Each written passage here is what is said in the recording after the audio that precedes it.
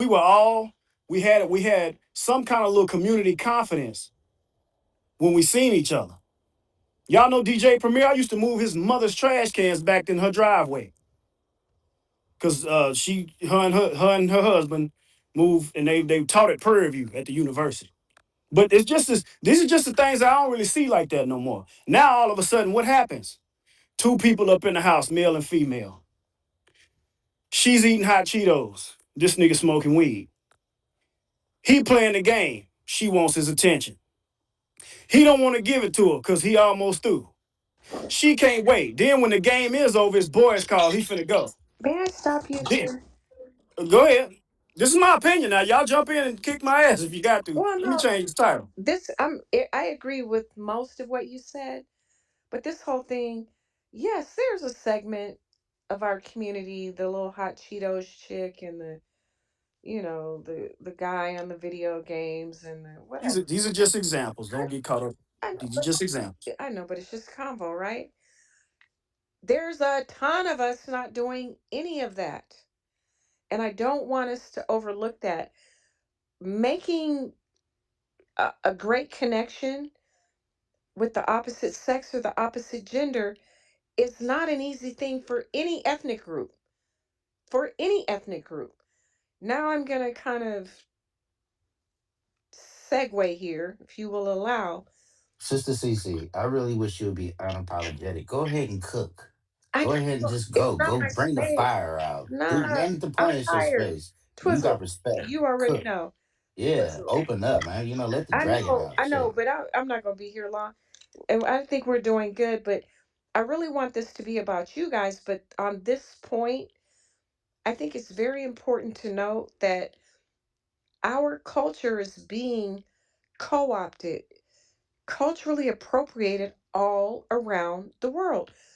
We have created economic, we have created global economies based on our culture. So it's diluted, right? It's overshadowed. I'm living some of the things that people say. I don't know these hot Cheetos people. I got a couple in my family on my mom's side, and I'm trying to work with them, and they're wearing me out. Man, I got a whole stripper cousin, a whole stripper that's a good mom. People would And say, people, keep in mind, those examples were food for thought. She's a I, squipper. Yeah, she She's a a stripper. squipper. yeah. A She's a squipper. she's a wholesome stripper. Okay, but in general, I hear all this stuff and I go, why don't we ever talk about our middle class? Even our, not even our middle class. What's the word? Working class, middle class, upper middle class that are wholesome and happy and healthy. The problems that I think we're having right now is we are being inundated with visuals of just ratchet, excuse my language, fuckery. Women are hoes, men are tricks. And we've got to stop speaking or living in that paradigm and really talk about what is your mom like? What is your dad like? What's your uncle, your cousin, all these people like? Most of us know that's not our daily life. And even if it is, if you're talking on this platform, 9 times out of 10, you're not participating or you're trying to get away from it. So I think it's on us to me, this space, it says full moon, but we were talking about grown men being grown men, leading and needing support. As a woman, if I'm going to support a grown man in his endeavors, I need that grown man to recognize grown women doing grown, wholesome, healthy things. And just because it didn't work out with that grown, wholesome, healthy woman doesn't mean that all women are on the BS. And we, as Black American freedmen women, have to not think that, oh, because this didn't work out, all men are fucked up. That's just not how it is. It's Well, not. where is it? Where are these reports coming from? I don't know what reports mean. I'm not in the military, Jimmy. Oh Hey, God. I have a question. I have a question to ask. No, because I want to know where the all thing is coming No, from. I Because kind of once hear again, what she's saying, yeah. but you know what? I'm gonna hold my question. I'm gonna hold it for later. Because well, see, the thing is, I look and I knew those examples were gonna be caught. And Mm-hmm. somebody was gonna I be kind caught of up in the peeped that. I extreme. kind of peeped that too. Yeah, and I was like, look, the hot those were just hot Cheetos and 2K. That's just examples. That's not. I know that's not every. That's not even me. I Okay, don't. I, so I don't. let's It's not the But the hot balance. thing is, Cheetos. I'm It's not look. the hot Let's balance. Cheetos The and thing Kool is, Aid. It's look. not I'm just. that. I'm just saying. But can we I was balance? just. What's the Look. I'm just opposite of saying. hot I'm Cheetos? no look. Now look. You looking for a tit for tat or opposite? All I'm saying is, look. Balance. When we don't have. When we don't have. When we don't have the things and we don't do the things we used to do as a people, then for some reason this seems to create an environment where we argue amongst one another. It don't have to exactly be an apartment or whatever. It's just that sometimes we got to realize that hey, we do get away from some of those traditional ways that did work. That's all I was saying. It ain't got to be a whole. I'm not attacking no specific group of people, Hey but it's just I'm Jimmy. just saying like something when we forget to do things together is all I'm getting at. We only want to play together. We forget to work together. Oh yes, we with it. You Hey see Jimmy. what I'm saying? And that's all I Hey, really pick you a saying. co-host, Jimmy. It's people who want to come up and speak, bro. Pick you a co-host. You know what I'm saying? I only got King Nahu wanting to come up now. Uh, I didn't even expect this space to be open. And I put full moon because I'm literally looking at one walking around this damn thing, Pick you a standing right co-host. up We under got us. your back. Pick you a co-host. We got your back. But yeah, God damn it, I fucking forgot. Just that fucking quick. What's up, brother Macau? Shout out to the room. What's up, Undefeated? What's up, Doctor No? What's up, Cutie on duty? Hey, we need you up here, sister. You know, Sister Cece up here by herself. Shout out to the room. You know what I'm And look, saying? And I wanna, retweet the room, everybody, because you know they not showing the spaces in the timeline. So if everybody retweet the room, it'll come up. You know what I'm saying? So shout out to the room. and I wanna let Sister Freeman know that she's right because I said that before myself. I try to pay attention to the folks who got it, who's moving forward. You know, I try to pay attention to more of the positive thing as well. Because the thing is, it's not promoted. Uh, my barber is one of those who you would point at. To be real, he's one of them people that lives the middle class thing. Got a big old beautiful house. Him and his wife, they look like Jordan and Pippen.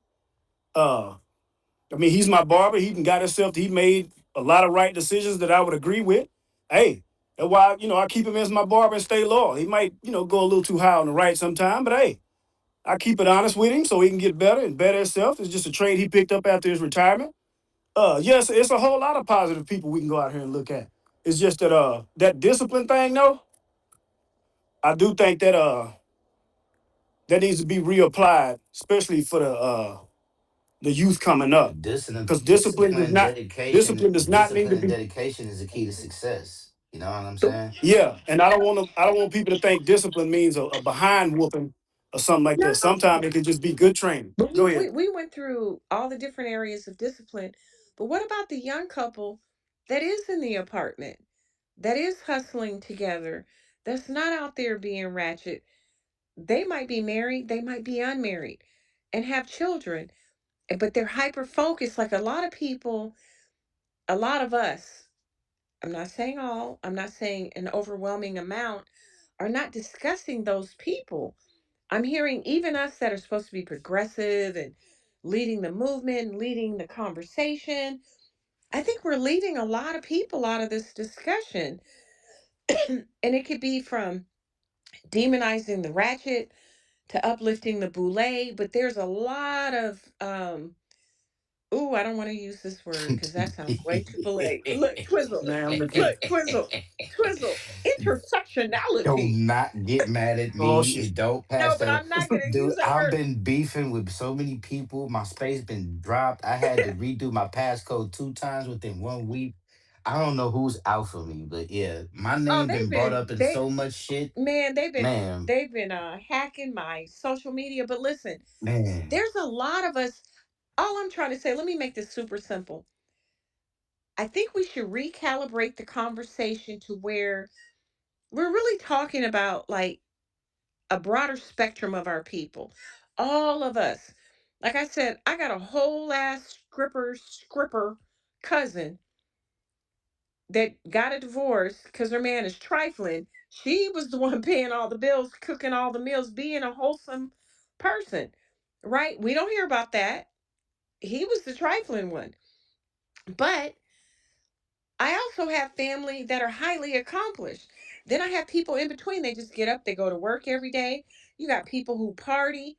We have to start discussing ourselves as not, like we say, we're not a monolith.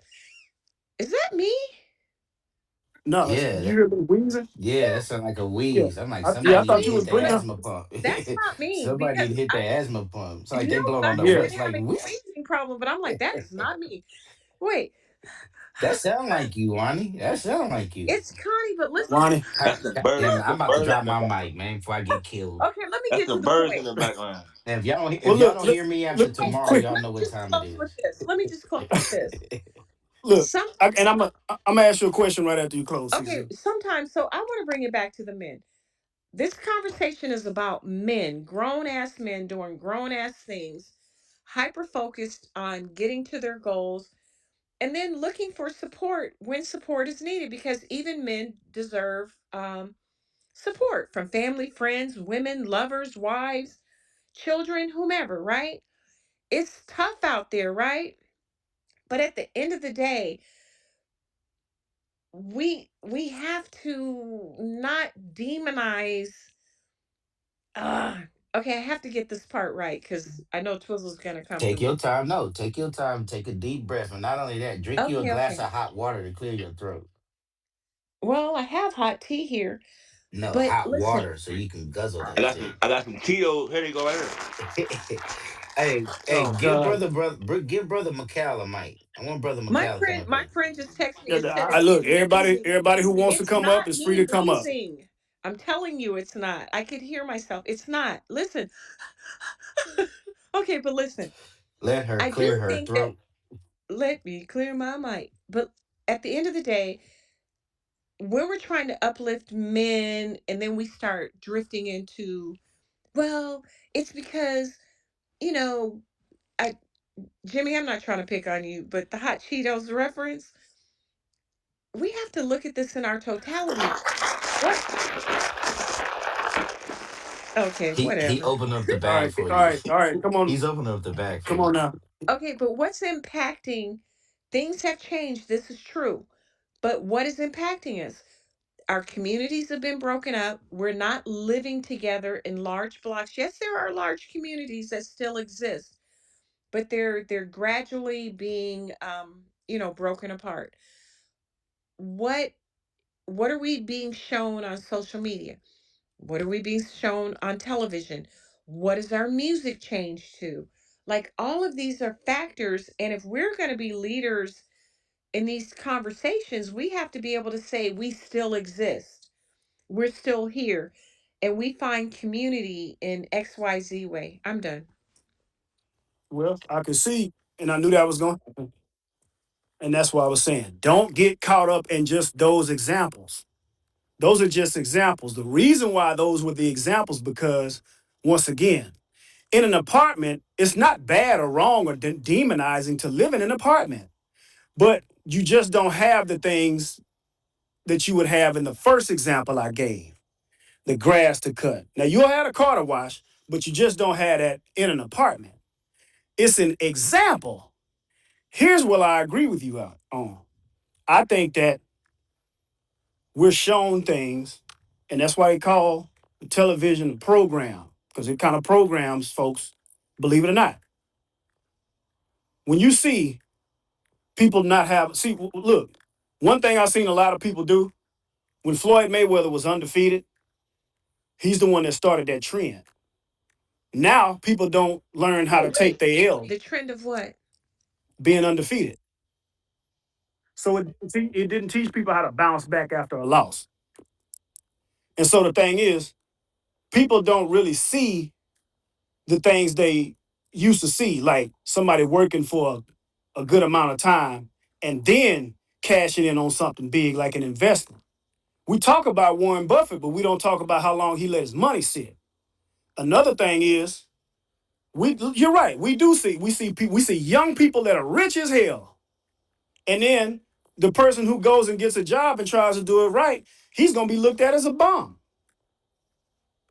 because he's not balling. And then the rap song is going is going to bother his subconscious a little bit. And not only that, I remember when that TLC put that "I don't want no scrub" thing out. They had it on a talk show.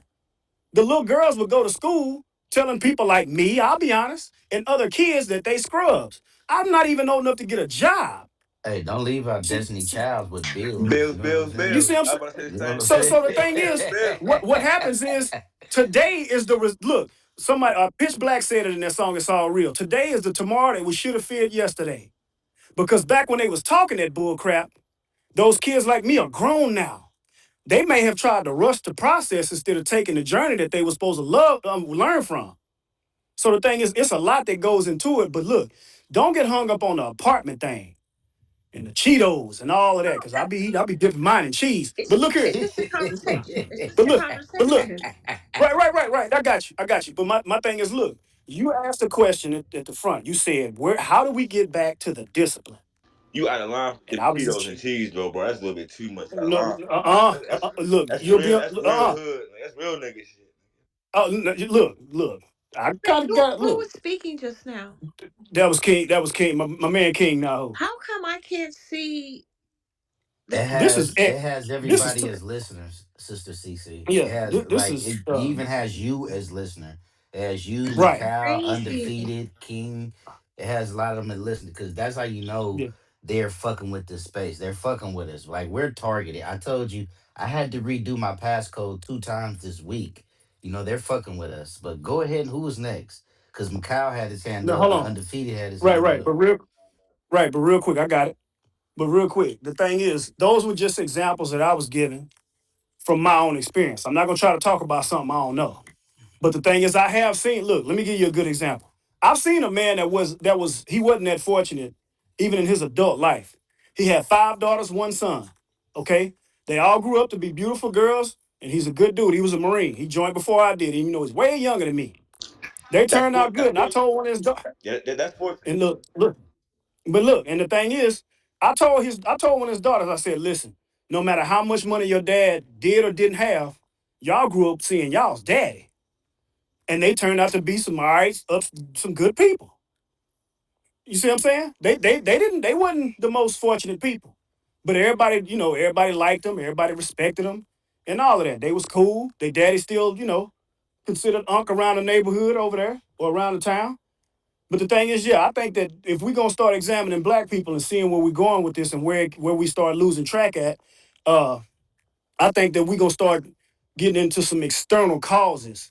And with that being said, let's not be too long with it. No disrespect, brother, but I want to, because it's fair. His hand was up first. We're gonna go from undefeated to brother McCall. I can't Apologize take for long that. grammar. I appreciate that, Jimmy James. I can't take that. Long winded or not, Mikhail gonna take that. Let's go, Oh, you want? Mikhail, for real. I lower my wings to the elders for real. That's on God. Yes, sir. Oh, you yielded? Absolutely. Okay, appreciate you, brother. Let's black fist flat, brother McCall. Welcome to the stage, brother, as always. Thank you, great one. I'll yield back to our great brother undefeated. Hot potato, hot potato. Go ahead, undefeated. He gave it back. Okay, cool. So I wanted to That's what speak you call about class right there. absolutely. I respect that too. But at the end of the day, I respect McCall and his wisdom. And if he's up on the stage, he might as well take it because that's what we do. I was raised to say yes, sir, yes, ma'am, and I still say it today. I don't care how old you are, it's just embedded in me. But my thing is more so a nuclear family. I don't believe a woman should be in the kitchen and a man should be outside. I think we both, play our roles. And this is why, you have a daughter and a son, say that's the scenario, right? Of multiple, right? Girls and boys, right? The thing is about leadership and teaching them from the very beginning, independency. Your son need to know how to cook. He needs to know how to clean. He needs to know how to wash dishes. He needs to know how to wash his own laundry, his own drawers, right? Just as your daughter need to know how to use tools.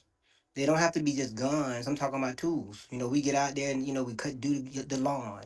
You know, they go to work with me and get dirty. You know, experience the sun and what it feels like to really sweat. Because you never know, what you may have to activate in life. I am I have my own little business and this and that, and my wife actually has 60% of the company. But I gave it to her. It was my business before I even married her. But the reality is I understand. Based on contracts and this and that, being a minority-owned business, especially when as a woman, if you have it listed as, a woman owning, more percentage of the company, contracts and, availability to contracts and stuff like this, it's much easier. So, we're working together and things of that nature. But, I'm very happy to be in a relationship on me and to be honest. And, I take really good care of my kids and stuff like that. But more so, it's nuclear. I don't think. A woman should just be, just a cleaner or a cook or I think we all need to step up to the plate, especially in the times we live in today, and really bring it all to the table. All boots on the ground, the whole house. Everybody got a job to do. My children know ain't nothing free. You don't get allowance without putting in some work, right? I'm serious. We don't reward bad behavior. We reward good behavior, right? Even when I have children that just take the initiative to do things without being asked. That makes me feel the best because I know that everything I'm teaching them is actually getting through. So because now I know they're going to be leaders, right?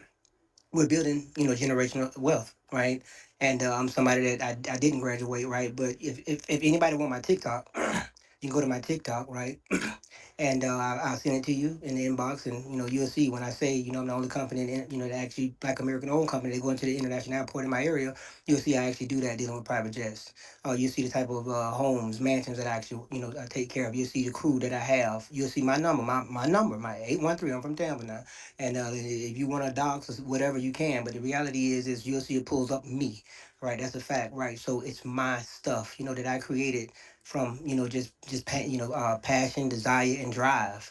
My drive is impeccable, right? So I may not be better in someone else's lane. You know what I'm saying? But at the end of the day, in my lane, I dominate that. That's why I call myself undefeated. It was a time where I was arrested 12 years in a row. Told myself I can't do this no more. You see what I'm saying? I knew I was raised better than that. You know what I'm saying? I was just dancing with the devil. You know what I'm saying? Just trying to, on some hustling and shit. But I'm like, okay, how do I convert this thing that I'm doing, right?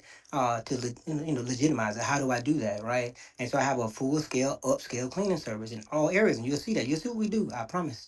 And that's mine. That's my baby. That's what I created. And so I don't think people believe me. That's why the people, because a lot of people be talking. But I'm very happy. But more so than that, I'm loyal. I don't cheat, and I think these are the practices that need to come back to our community. All this, oh, because the girl got a big booty and a smile, or she's giving you attention, or it could be the opposite way around. We have to be loyal to our family. Because our children is watching this. They're paying attention to this. If I'm gonna, think about the love that my children have for their mom. You think my son gonna, respect me? You know what I'm saying? I don't care how much money I'm putting in his pocket and what I leave behind as far as resources. But the reality is that he love his mama. He don't want to see his mama crying, face down on the pillow, because daddy ain't came home tonight, and I'm out, she keep, he hear, her in the room screaming at me saying, "Where you at? Are you with them hoes?" You see what I'm saying? So now you sending mixed messages. We really have to, think about that and, be consistent. I think consistency is another key. That's with anything. Anything you want to do, you must be consistent. That y'all spoke about discipline. In order to be consistent, what it takes, discipline. All this stuff is interconnected, right? So, we have to, really get back to that, but I'm going to land on that. I'm a little long-winded, Jimmy James. I'm going to go ahead and shut it down. Yes, sir. I appreciate y'all. Thank you. Appreciate that, brother. Brother McCall, it's on you. Thank you, brother Jimmy, and greetings. Twas Connie, undefeated King OG.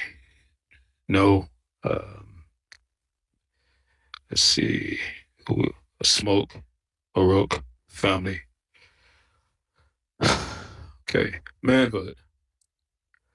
Um, I mean, it means different things, to different people in different situations, um, different classes, different regions. Um, it's not a monolithic one-liner, in terms of an answer. Man means mind, you know. Man means responsibility, to respond. Um, Man means to illuminate. Man means to build. Um, Man means to protect. You know, it's an all-encompassing word that has many adjectives and verbs. It's not just a single or a singular answer. Um, uh, I know with me, I've always been disciplined, self-disciplined. Never drank, never smoked, never played video games, and I was always a very serious child. So serious that my grandmother called me old man. Gave everyone else little cute names, Kiki, Lily, Kasabu. I was old man. Um, that was my calling. And my mother, I was her protector because she didn't have anyone to protect her. Lost my father at a very young age. I was my brothers and sisters' protectors out in the street. They were little McKells. Didn't matter whether they were male or females. They were McKell little brother, McKell little sister. Um, so it's something that people look to you and decide that you are that. You know, uh, you're 5 years old and they tell you, "Don't cry, be a man." And you hear the words, but without the experience, you don't quite, you can't quite process what that means. But you can observe and watch and be inspired by the people who others consider to be a man and learn what men do. Um, I, as a child, I was, you know, at a very young age, I didn't have the muscles or, you know, the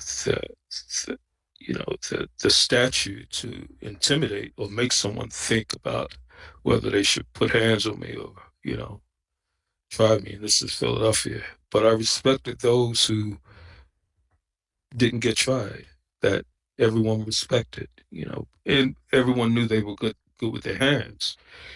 And then there were the men who were really, really articulate, extremely eloquent, um, in how they communicated. And they were clear, they were logical, they were reasonable, and they knew things that, I could only imagine, knowing or, the things that I will have to go through to learn what they learn and become a master, So, and then I had friends, we were like brothers, and, you know, I'll ask them, how many push ups you do today? 300. Damn, I only did 100. Okay, 300 is the goal. Next week, how many push ups? Five. Damn, I got to do five. You see, so men bring out the manliness in other men, and you decide to become your own man based on the many models of men that you've admired over the year. Um, when I was a child, I would meet lots of celebrities because, my father, he played guitar, did cabarets with a group called Frankie Beverly and the Raw Souls. So they were in that, you know, that circle. My aunt worked at the radio station. So we would be backstage at the concerts. And I would meet celebrities who were always, and I'm 9, 10 years old, 11, and they would acknowledge me. And I learned beingness, regardless of how young, how old the person is, or how popular or unpopular, or wealthy or poor. They are to give or grant everyone their sense of beingness, from the moment they meet you or they engage with you. Make them know that they are the most important person in the world at that moment, right? It's what I've learned from men. Um, Women, different women want different things. And, the women who were around me, they were queens, serious queens. And so it wasn't just the women who had sex appeal. I wanted a woman, a woman with queen appeal, you see. It's a different mindset, a builder, a sustainer, um, a person I could brainstorm with, or I could sit back and watch the room or everyone marvel at. You see, I judge men by the women, that they have. If I want to know who a man really is, I'll talk to his woman. If she's weak-minded, if she's petty, if she's just about money, I know he's weak. You see, and if it's business or if it's strategy, I'll put her on him. You see, but I learned that from other men, men with real power, not men who talk like they're powerful, but men who make decisions. And they're not always black men. Some are Asian, some are white, Jewish, et cetera, et cetera. Power is power. But in the game of power, which people think is primarily a man game, it's also a woman game because women are very subtle. And strategy is not loud, it's quiet, it's finesse. It's invisible in many It's instances. executed. You know, so the man, you know, in many cases, especially in Western culture, we're taught that power is brute force, which is not. Power is secrecy in many cases. Power is ambush. Look at the tiger, right? Look at the elephant, who most animals in the kingdom don't bother. If rightly so, right? And then there's ambition. Everyone has a purpose. Finding what that purpose or what your purpose is at a very young age is vital because that's what's going to drive you. That's what's going to open doors and allow you to fulfill your purpose for being on this planet. And if things don't happen the way that you would like for them to happen, maybe you're not living in your purpose. So there's just so many things to know. I mean, cartoons, one of my favorites was Pinky and the Brain. Pinky asks Brain, "What are you doing today? What are we doing today, Brain?" What are you doing tonight? Are you And what's the pondering what I'm pondering? mm-hmm. Are and you pondering what I'm pondering? and what was Brain's always answer? His It's the same Brain's thing you're answer doing was always every night, Pinky. We're gonna take conquering the over the world. world. I'm That's not it. fucking with you, dude, because I use that every night. I'm not fucking There with it you. is. Yeah, that's Whatever it. somebody say, go But ahead, that's it. Cook. I'm sorry. Yeah. But that's where we should be. How are we going to conquer or lead or enlighten the world? That's our duty. We were here on this planet for 3.5 million years, probably six, but definitely three. So why are we not developing our vision of what this world should be or the direction this world should go? Why are we sitting back and watching the Chinese decide what this next operating system is going to be about? Or why are we sitting back and watching the Europeans try to maintain the operating system that we've been or that they've been running for the last 2,000 years? Why aren't we designing and building, sacrificing, you know, our time and energy to create our own vision, operating system for our ascendants? That's what men do. Why are we entertaining bullshit conversation when we know we don't really have allies? When we know we're targets? Most of these conversations on this app, I've said it on several occasions, they're sort of, what's that, party line shit, which transition into Clubhouse, right? And, it's also, I would say truck driving culture. Many folks drive trucks, you see, which is a noble occupation. But we should be building those trucks, building the technology, that powers that industry, right? Instead of, engaging in, just normal truck driver conversation, you know. We we have to, I think, as Connie mentioned, acquire a standard, a high standard. Jay-Z, for example. Why are they going after this man?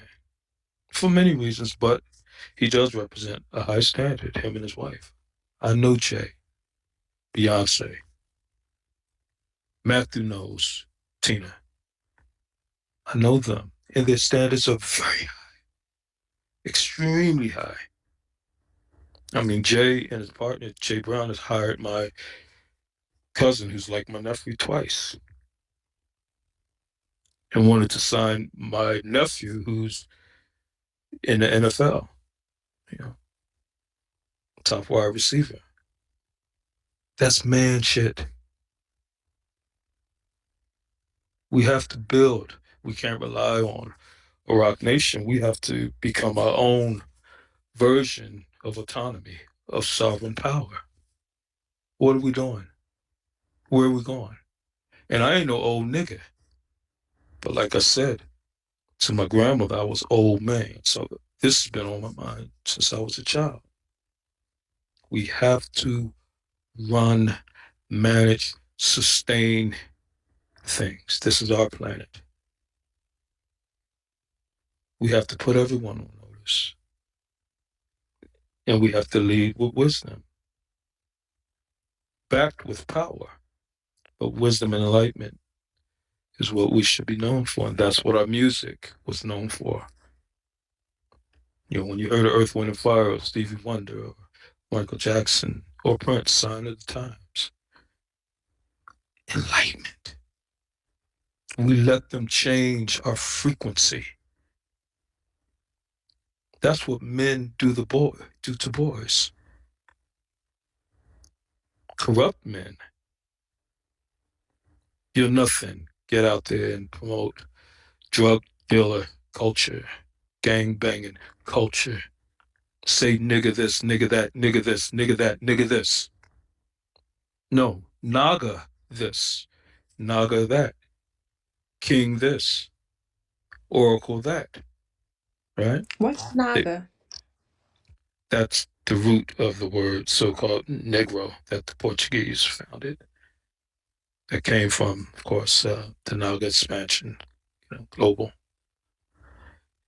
I So thought that was elevate. Negus. I'm sorry, I thought that was Negus. Negus is later. Oh, That's in okay. um, the books of the Ethiopian books, the Negus, the books of Solomon, and uh, so-called Sheba, the Queen of Sheba, and the sun. So that's Negus is from the word Naga. So elevation is key. And we don't have a choice but to return to that source that enlightened and empowered the planet. So so I just thought I'd just lay it on you. Just actually got out of the steam shower and ready to have my breakfast, do my little workout, and back to conquering the world. Thank you, family. Love you all. Appreciate it, brother Mikhail. Much appreciated as always. CC Freeman, it's on you. Oh, back to me. Can you hear me? Loud and Yes, clear. indeed. Okay. Whew, so much has been said. Let me see if I can keep my little mindset together. Okay, so as this conversation evolves about men needing help, that's when I came in, right? And then we kind of moved into what it is to be a man, the different principles of discipline. I'm just going to speak from my perspective. Um, I grew up in Southern California, and my family's from the South. So when we speak about men, being men, men who, in my mind, men who traditionally fix things, problem solve, lead the family, are strong. I grew up around that. My family's from Louisiana, Mississippi, Texas, whatever. But anyway, then when I moved to LA, like officially, I started noticing something. And when I got more into the, like Mikhail was talking about the Hollywood crowd and all of that, I started noticing guys who really weren't. Some guys were like that in the Hollywood crowd or whatever. But I'm going to make an analogy, right? I noticed that the men who stayed steady, I'm talking about when we were young, like, 20 and up, right? The men who stayed steady, they stayed on path. Like Michael said, they lived in their purpose, whether they went to college, whether they had a trade, whether they started a business, whether they hustled, whatever they did. The guys who stayed steady and stayed focused on their purpose, um, or as we broke down earlier, had a discipline. They forsook, is it forsook or forsook that undisciplined part of life that a lot of people were engaging in. Oh, I want to be seen. I want to be party.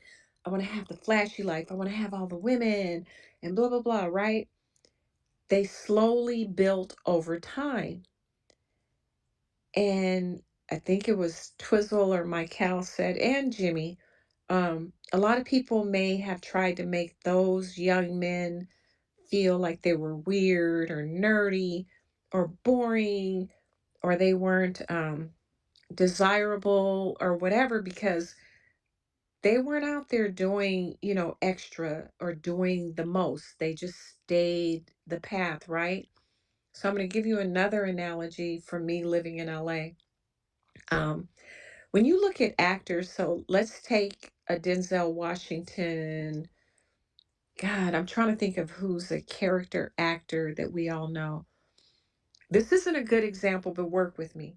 A Denzel Washington versus a Michael Beach. If you guys know who Michael Beach is, if you don't, Google him.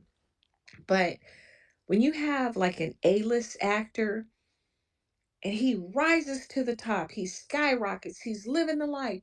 Everybody knows him. He's walking the red carpet. He's got all the beautiful women. I know Denzel was married, but let's just rock with me, right? And then there's this guy like Michael Beach. You see him in a lot of movies. He's not the lead guy, but he makes a steady income, right? And he works year after year after year, whereas the the blockbuster guy might make 10 million in 2005, 20 million in 2008, another 20 million in 2020. But he's missing years of working. He's spending money. He's got to keep the image up. But that character actor that consistently works, this is what I've seen in my real life, not just actors, just men when we're talking about men. That guy that consistently works and stays steady, he usually ends up at the same spot as the A-list guy, because the A-list guy is going to run out of steam because he's had to, put out all this money to keep his image up or whatever, whatever you got. I hope you're following me. If you don't, let me know. But having said that, and I've seen this in my real life, that character actor, that steady guy, that disciplined guy, that A-list guy, that ball player, that banker, that investment banker, that guy that was, the man, he had to go to that steady and slow turtle guy while he was being the rabbit to borrow money to keep his lifestyle up, right? Because that guy stayed steady. He stayed in the cut. He stayed strong. He wasn't trying to be flashy. He didn't care what people said. He was disciplined without going back over all the discipline points we talked about. And then we talked about be careful about how you treat people on the way up, because you got to pass those same people that you may have treated badly on the way down. And this goes back to being men and discipline. Treating everyone around you with dignity and grace the same way you want to be treated is very, to me, a very important skill set of being a man. And as a woman, I'm going to speak about the shortcomings of women. Living here in LA more so than any other place. Well, DC, I got to tell you guys something. I think y'all don't really know how to spot the real gold diggers. Some of the sweetest, kindest, most wholesome looking girls are the biggest gold diggers you ever meet. If you hear what they say behind closed doors, it's wild. But anyway, DC's got some of the biggest gold diggers I've ever seen or met in my life. Moving on. Too many women are like impressed by guys, when we're young, who seem like established and like they're flashy, they have the money, they're going to take you here, they're going to take you there, they're going to take you out in their flashy car or whatever. Meanwhile, that guy that people think is boring, he's steady, he's working, he's building, he's disciplined, right? A lot of those flashy guys that seem established haven't established their manhood. And that's what, to me, a lot of women lack in their discernment. Yeah, they might be established financially for whatever period of time, but establishing your manhood, like grown women, that's very important. Being able to discern a grown man who's resting in his manhood. And then what I see in a lot of women, especially good looking women, is they want to run around and, with this guy and that guy, and then they get ran through or worn out or, whatever, get tired of the whole, whatever this thing is, right? Who do they try to circle back to in their 40s? The guys that were disciplined. The whole theme, it seems, of this space is grown men are disciplined. Now, the Lori Harveys. I don't want to disparage Lori. Let me pick somebody else. I don't know. Whoever the hot girls are, right? The the girls with the big old booties. Just say it. Excuse me, sir, I have a big Mm, old booty, mm. so let's not do that. But Yeah. and I have a smile. But having said all that, no, but I'm just saying certain women with a certain mindset, follow me on the Um, joke, but I was real. But a lot of those girls now want to circle back to the solid guys, the disciplined guys, the guys that that, was it. huh? Yeah. Yeah, yeah. I understand. I understand what Hey, you're talking about. let her finish. Let her finish. Okay. Yeah. So they want to circle back. Now, those guys, what did I say earlier? They established their manhood. They don't want any parts of some 40-year-old chick trying to.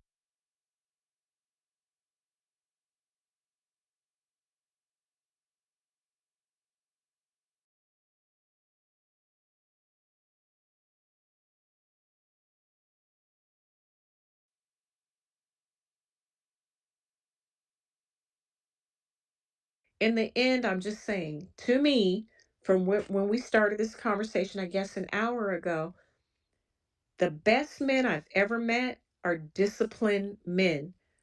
Um, Discipline isn't the same as being overbearing or controlling or misogynistic. And if you'll allow me, let me give you a couple of quick examples. Um, I think it was Jimmy that said this earlier. I'm a woman that likes a man that can fix things, that can work with his hands, right? But I'm also a city girl. I like a guy that can, wine me, dine me, take me to these wonderful places. So now you have to look at the balance of all of that and what is the discipline. And what I've noticed, from being around my dad and my stepfather, somebody mentioned something about women. Um, Women don't like work with their hands or whatever. I've done all that. I've been on roofs. I've worked on cars. I fix things. I mow the lawn. I cut the bushes. I do all types of things. That's not normal for a lot of women, but I respect those things in a man. I don't always want to do those things. But I've noticed that a lot of men that are quick to throw money at things, oh, I'll just pay somebody to fix that. I don't know who said that, Jimmy or Twizzle. A lot of guys that, It was me. oh, okay. A lot of guys that always want to pay somebody to fix something, they tend to be kind of soft guys.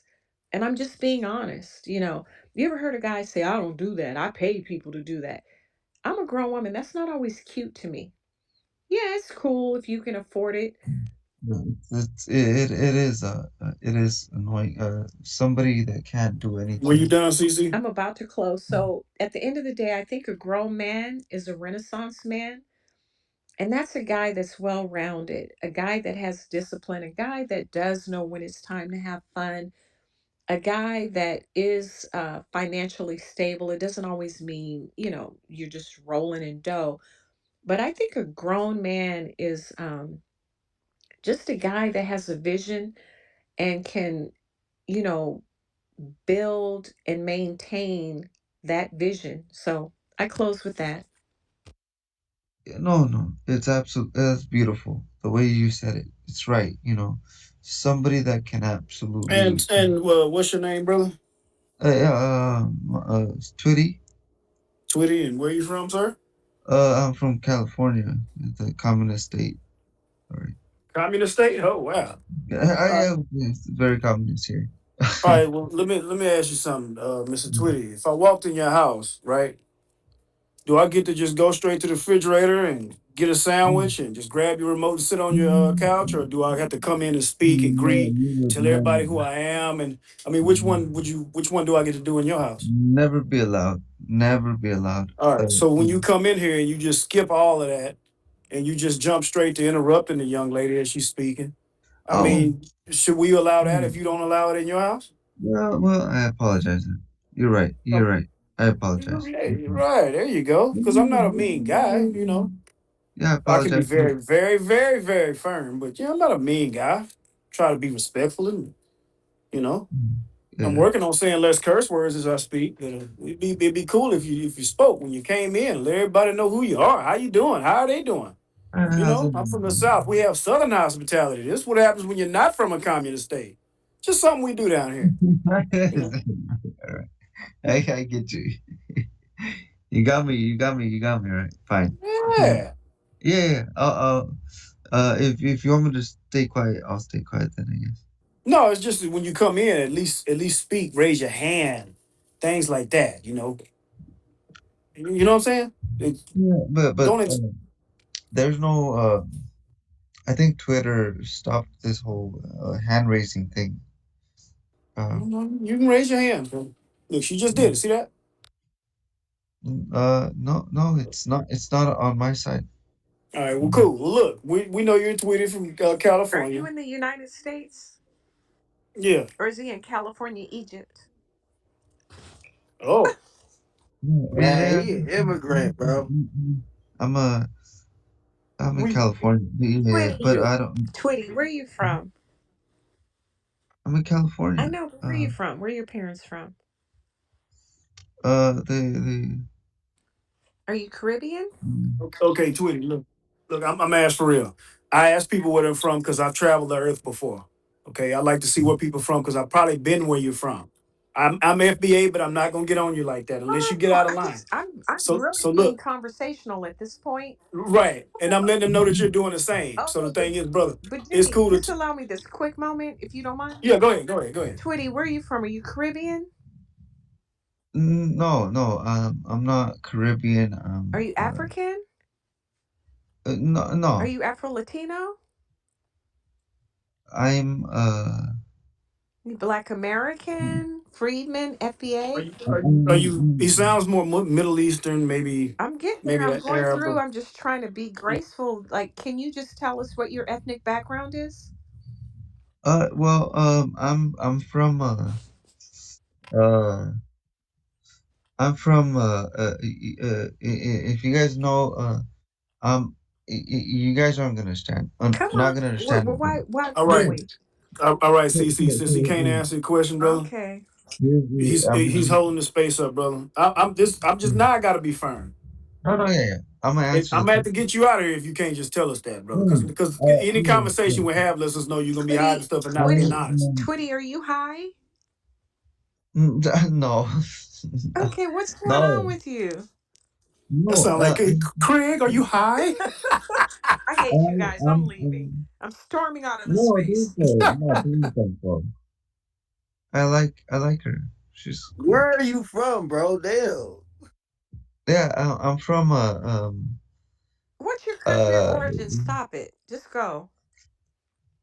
I don't have a country of Oh my origin. God. Okay, bye. Okay.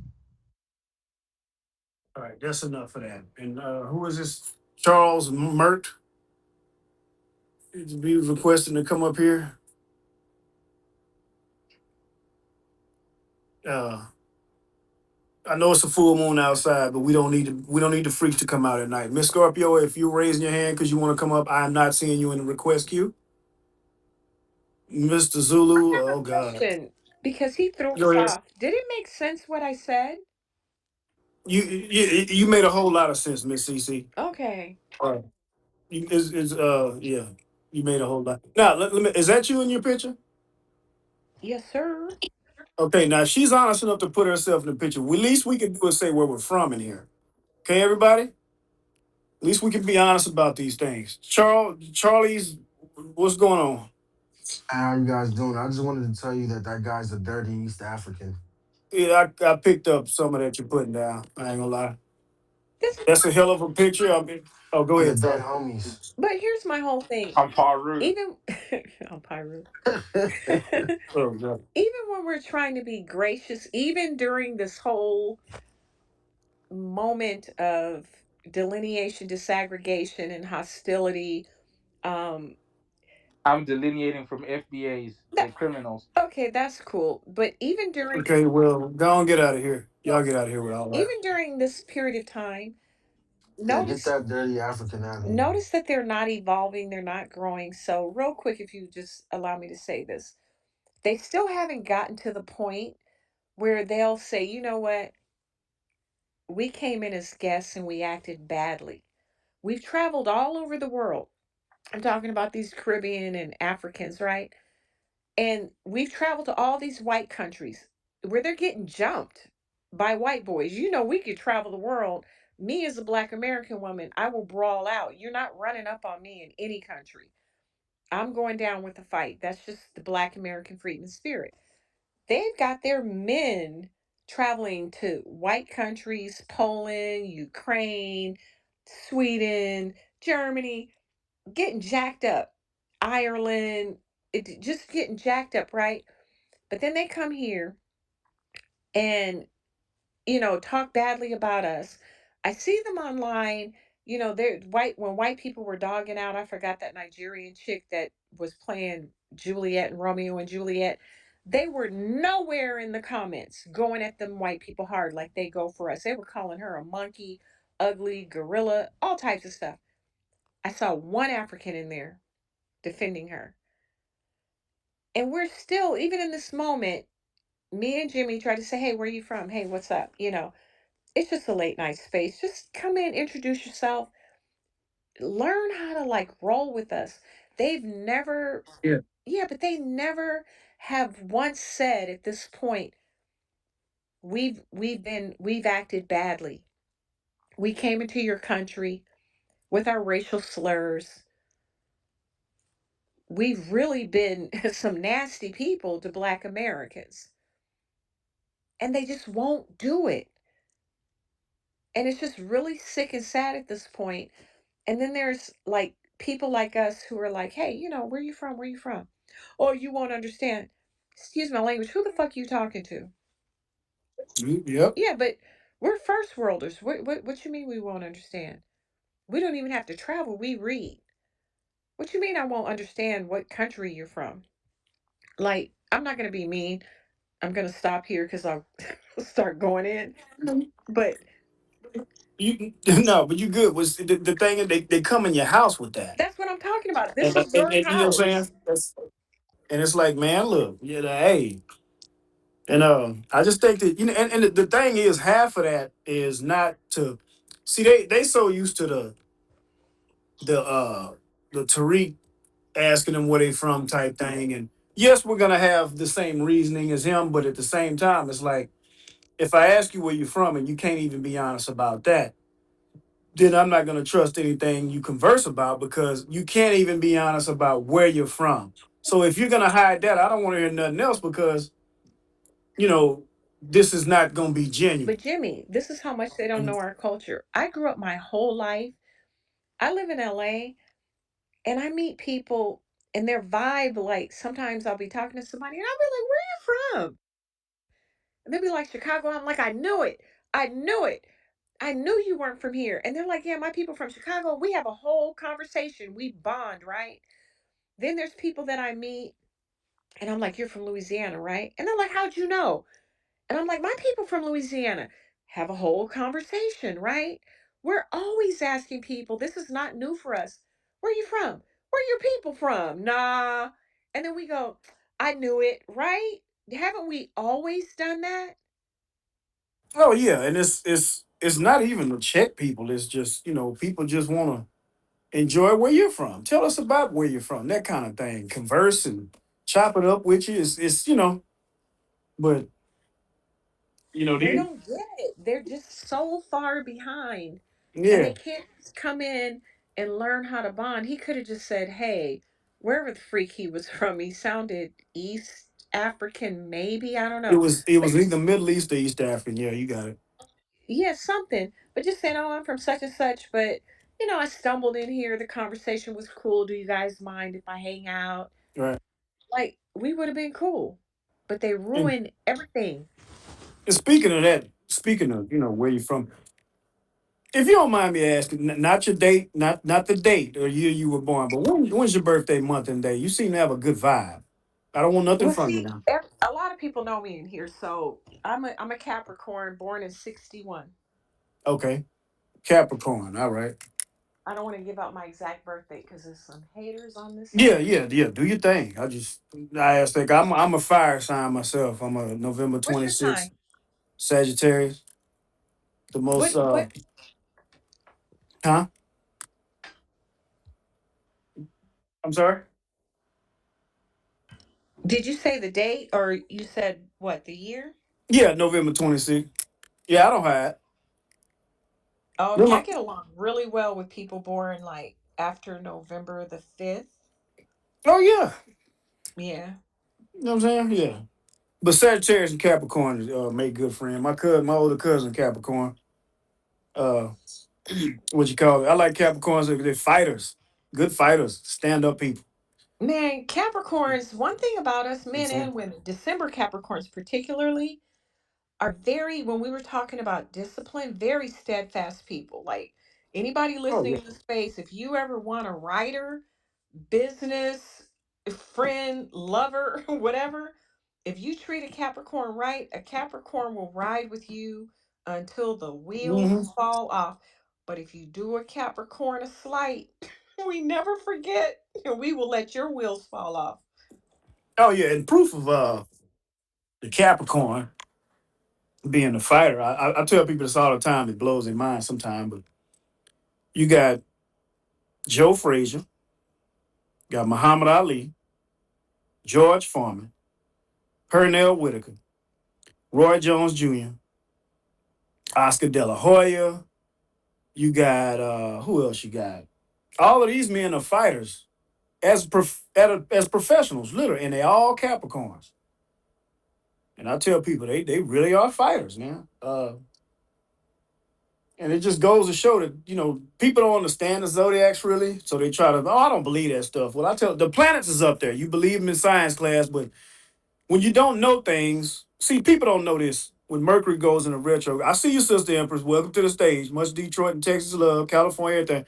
But 365 days is what it takes for the Earth to rotate the sun. When Mercury goes into retrograde, Mercury only takes 88 days to go around the sun. That's why it laps, and we have a retrograde 3 times a year. My ruling planet in Jupiter, it takes like 12 years to orbit the sun because it's so far away. And if you know about the planet, like I tell people, the sun is not the hottest being in the solar system. Jupiter actually is a storm planet. That's why it looks so big. That's nothing but a big storm. And if you get to the center of it, which you can't as a human, you would get to the core of Jupiter, which is 10 times hotter than the sun. And Jupiter is known as a protective planet. I can't go as far as the zodiac and Sister Empress can, but when you know a little science, it clears up and it clarifies your zodiac. And the reason why a lot of people don't like the zodiacs is because it eliminates their religion, because it takes the dependence away from that. You start knowing a lot of things instead of believing a lot of things. And Cece, let me follow you. You seem real cool. I'm gonna follow you. If you don't follow me back, I'll learn it one day. Don't worry. And I want to pass the mic to Sister Empress at 1:09 in the morning. Uh, and Sister Empress, welcome to the stage. Give us what you got for a pork chop. No, I'm just playing, y'all. Good morning, Sister Empress. Good morning. How are you? I got up from a nap and just figured right before I start, I do my nightly cleaning. I would say hi to everybody. How long you been on? I've been on since 10:30. I was supposed to shut it down at midnight, but I got 30 something people in here. I did not think people gave a darn about what Jimmy was doing because I didn't even send this space out. But I appreciate everybody for bringing their bad breath to their telephone, speak to me in this space, and come in here and Uh, hang out, hear my loud mouth in the middle of the night. Shout out to Mondo, Dr. No, Savannah, my Black is Beautiful National OG. Got Twizzle back, everybody in the space, Sister Empress, my bad. I'm just cutting into your turn. oh no, you it's wonderful.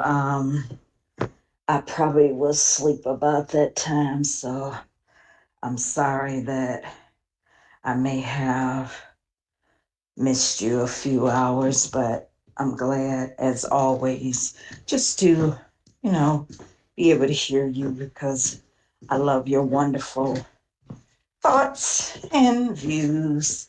It's always interesting, to hear intelligent minds articulate, Not everybody shares the same viewpoints on everything, but when we do, we make a wonderful point.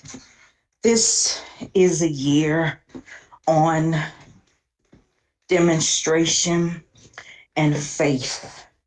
Faith is a powerful substance that when you know how to apply it and you got the patience to know that not everything happens quick, fast, in a hurry, that's when growth starts. So it's going to be interesting when Mercury goes retrograde in Cancer. I once had a cousin, Jimmy, uh, was born, she's deceased now. She was born December 23rd, 1965. And her personality was one that I truly detested. She was one of those little nitpickers. Beautiful, but had her own insecurities. And her insecurities comes along with a promise that my grandmother told each of her children if they ever violated what was going to be the outcome. My grandmother will be 102 in July, and her sister will be 105 also in July. And It's something about when you deal with some Leos and you get them on a good day, you will see who is the true conqueror and who is the hunter when it comes to the forest, and how the male lion comes out when they need, but the true hunters are the lioness.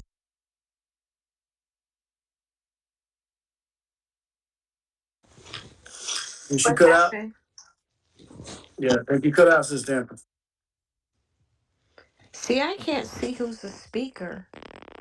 Can you tell me who's the speaker on stage? Yeah, we got you, Sister Empress, Twizzle, and Gunner G. Okay, thank you.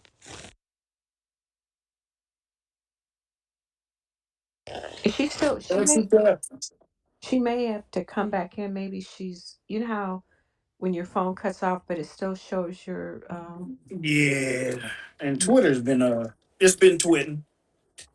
You That know. he was just gonna get away with it. And in some cases, he has gotten away with a lot. So what he's in jail, as my grandmother would use the sermon, that sometimes it's not what you do, but it's how you do it. Timing is everything.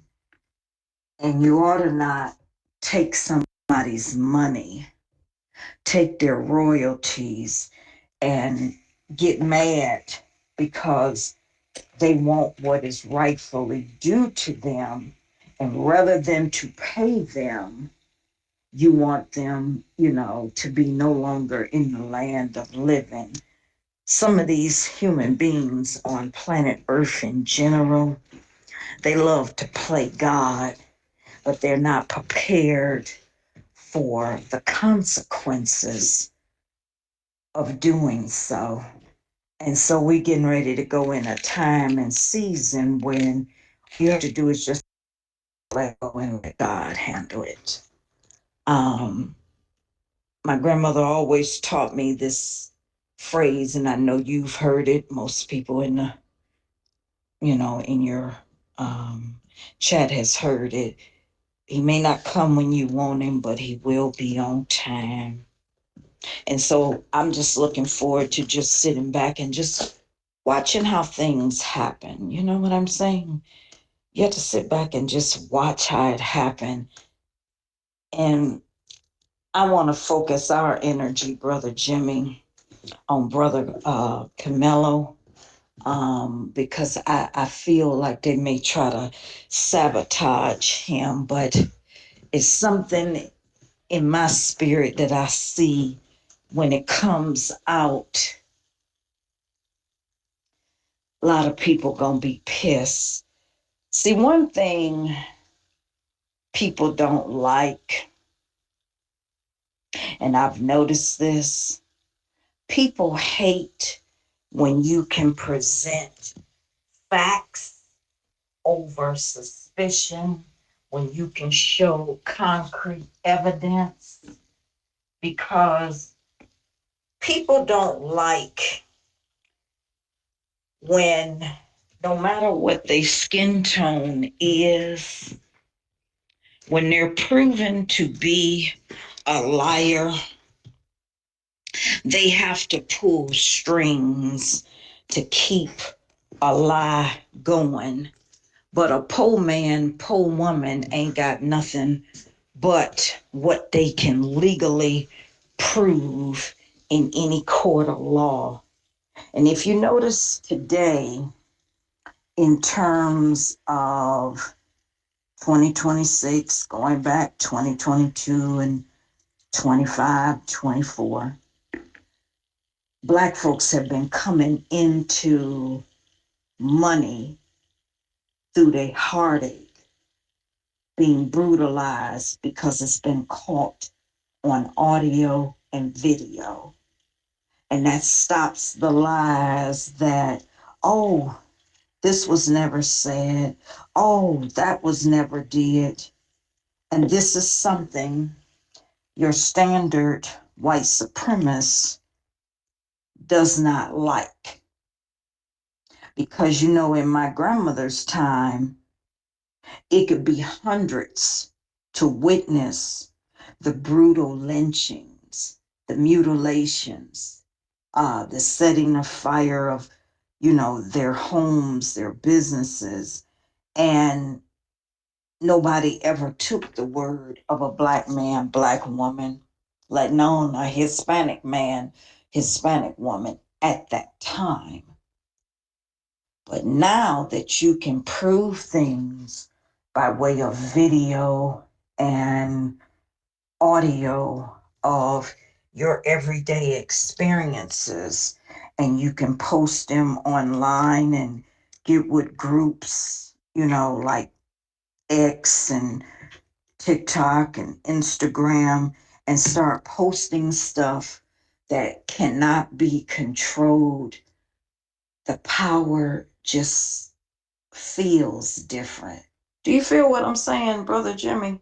On that, Yeah. the powers start to feel different when you can prove Quick question. how you're being taken advantage As you of. continue, you said some people are gonna be pissed off. Will that be the Carmelo Anthony supporters, or do you think it's gonna be the other person supporters? It's going to be from those twins families. I see, because I see conversations behind closed doors in an illegal setting. They want to sabotage, and there is one that is a demonic pedophile. He wants to have this young man locked up. And I will say, if the videos come out at the exact right time again, it is going to make a world of difference for the better good. And I say that because I know that it was some videos that showed at that time, which is a little over 2 years now, that showed exactly everything that happened. However, it's one of those things um, where it becomes, for me, where I'm able to see things on a spirit level. And that's why I say prayers go up, God hears what is being done. And so I'm just focusing on praying for this young man. And I want to focus on touching and agree that the case be dismissed. Because if ever it's not been a time of white supremacy, this is the time. Because what's in office now wasn't in power when this happened with this gentleman. Um, he has a right to protect and defend himself. And what they don't like is they don't like um, when we are together in support.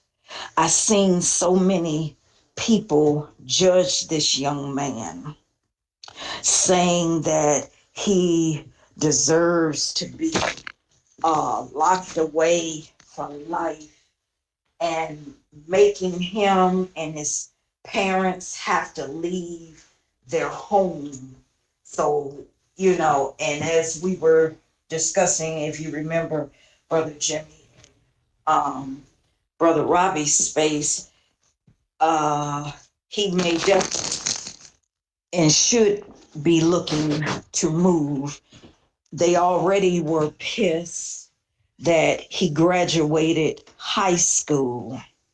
And I've been seeing little racist, you know, remarks coming off of IG um, being Empress. spoken. Empress. And don't worry, I Go see you, ahead. Savannah. Huh? Go ahead. No, Would I you see say Savannah. Go ahead. we've lost the art of the crash out? No. Mm-mm. I believe we have. The crash out, let me explain why I say that. You know, you see crash out, and we can all track it back for the most part, dealing with a oppressor.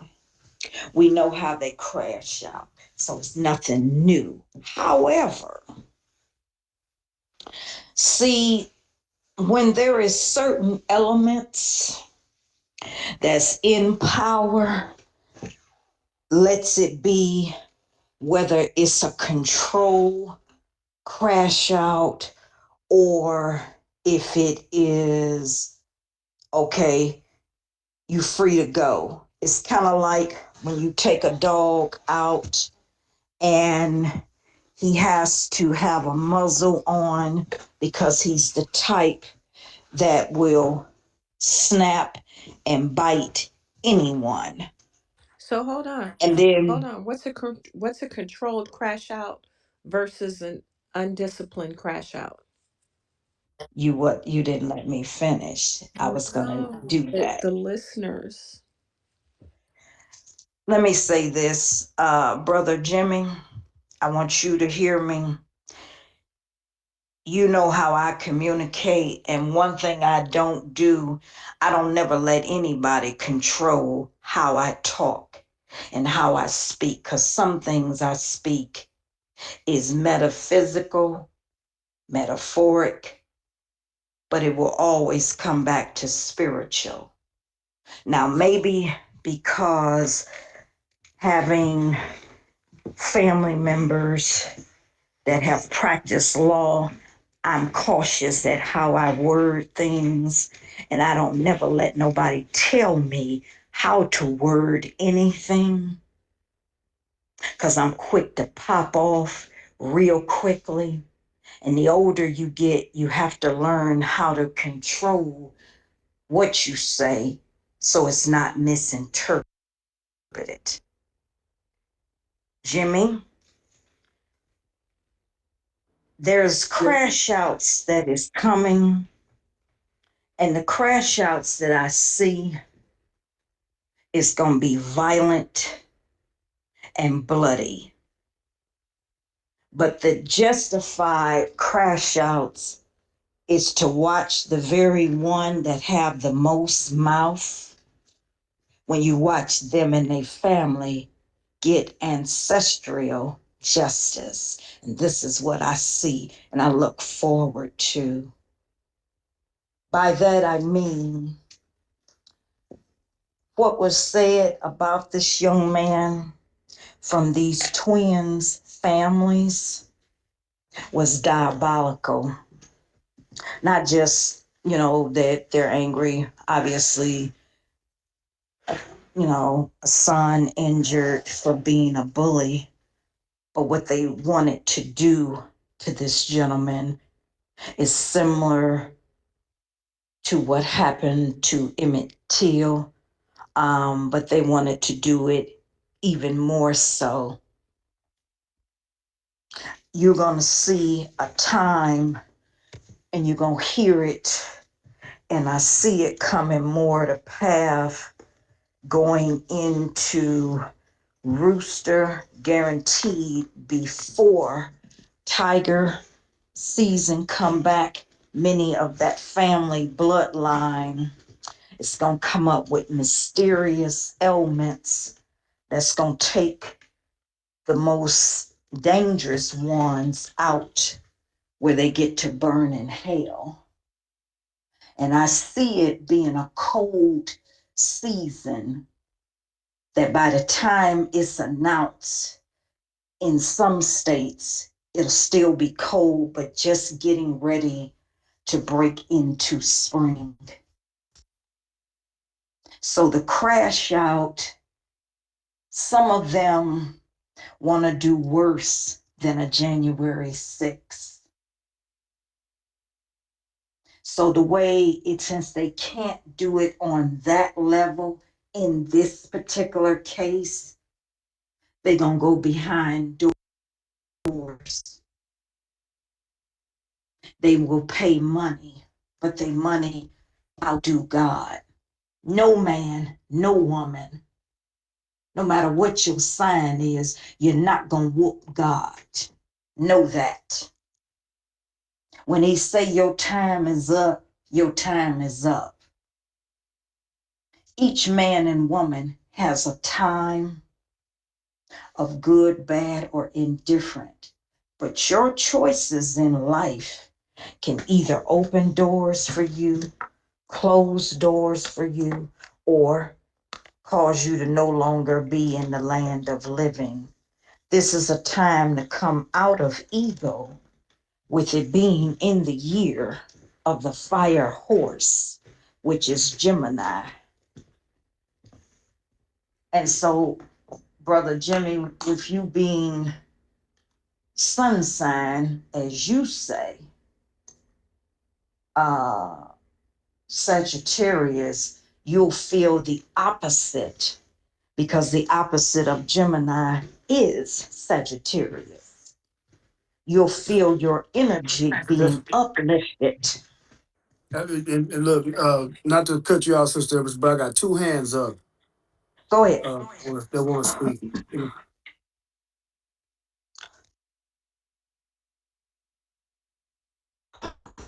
I Atlanta. think Savannah. Savannah still up? And then I got You know what? Ghana G was before us. I just think he or she didn't have their yeah, hand up. okay. Uh, and I don't want to interrupt nobody, but I do want to let everybody speak respectfully. I don't remember the order. I know they go up, they go down. Then Twitter showed me somebody's hand and it's not show me the other one. I don't know. Do y'all remember who? Savannah could go first. She was first. Okay, go. Were you done, Sister Empress? Did she cut out again? Okay, go ahead, Savannah. Um.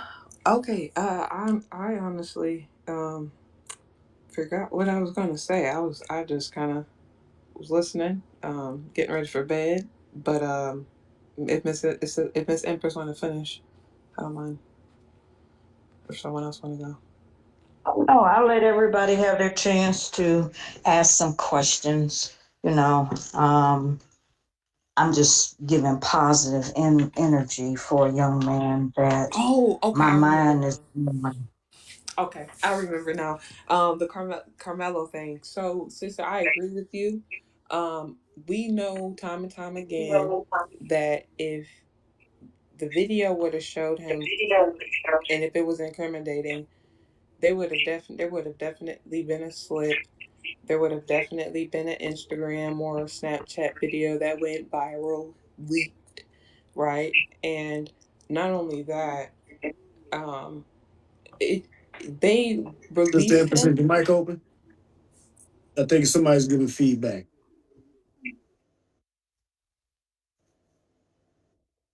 Go ahead, Savannah. Okay. When they released him and when they saw that he was being productive, he went back to school, he went back to normal program, they didn't really like that, right? They thought that he would have closed their case for them in terms of just like they thought with all the photos that came out of him constantly showing him at work, they didn't realize that that was him. Like when they were only getting testimonies from people saying, "Oh, he's a hard worker, he's a good student," and nothing was coming back, nothing, no hidden stories of him being crazy, this, that, and the third, that irritated them.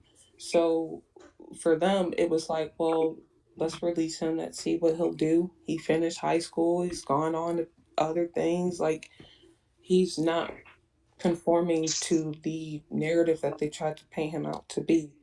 And so with that, I just feel like Empress said, their next result is to just tamper shady because again he's not doing the job for them. Or so they thought, and it's just only backfired because when you look at Austin and his family upbringing, he was a bully. So. Nobody likes a bully, black or white. So yeah, thank you. Yeah, that's real rap, man. They couldn't incriminate the boy like they wanted to. Uh, and that's probably where I could see they trying to take advantage and why they keeping the whole thing enclosed where you can't see nothing. But go ahead, CC. I was gonna yield to Ghana G. Oh, is he still? Yeah. See, did he have his hand up? I can't see it. Oh, Yeah, I put it down because I let old girl talk. well, go Oh, ahead. okay. Yeah, go ahead, bro. Nah, basically, what I had to say, I appreciate everybody who was talking. I was listening to it, but I just wanted to go back to the thing that happened today with the decision to find the Asian dude um not guilty. I just want to acknowledge that the Black Americans that was in that city, that wherever the gas station was at, that they basically helped dude get off by funding the lawyer for the Asian dude, because the money that he got from the black community he used that money to get off of killing a black kid.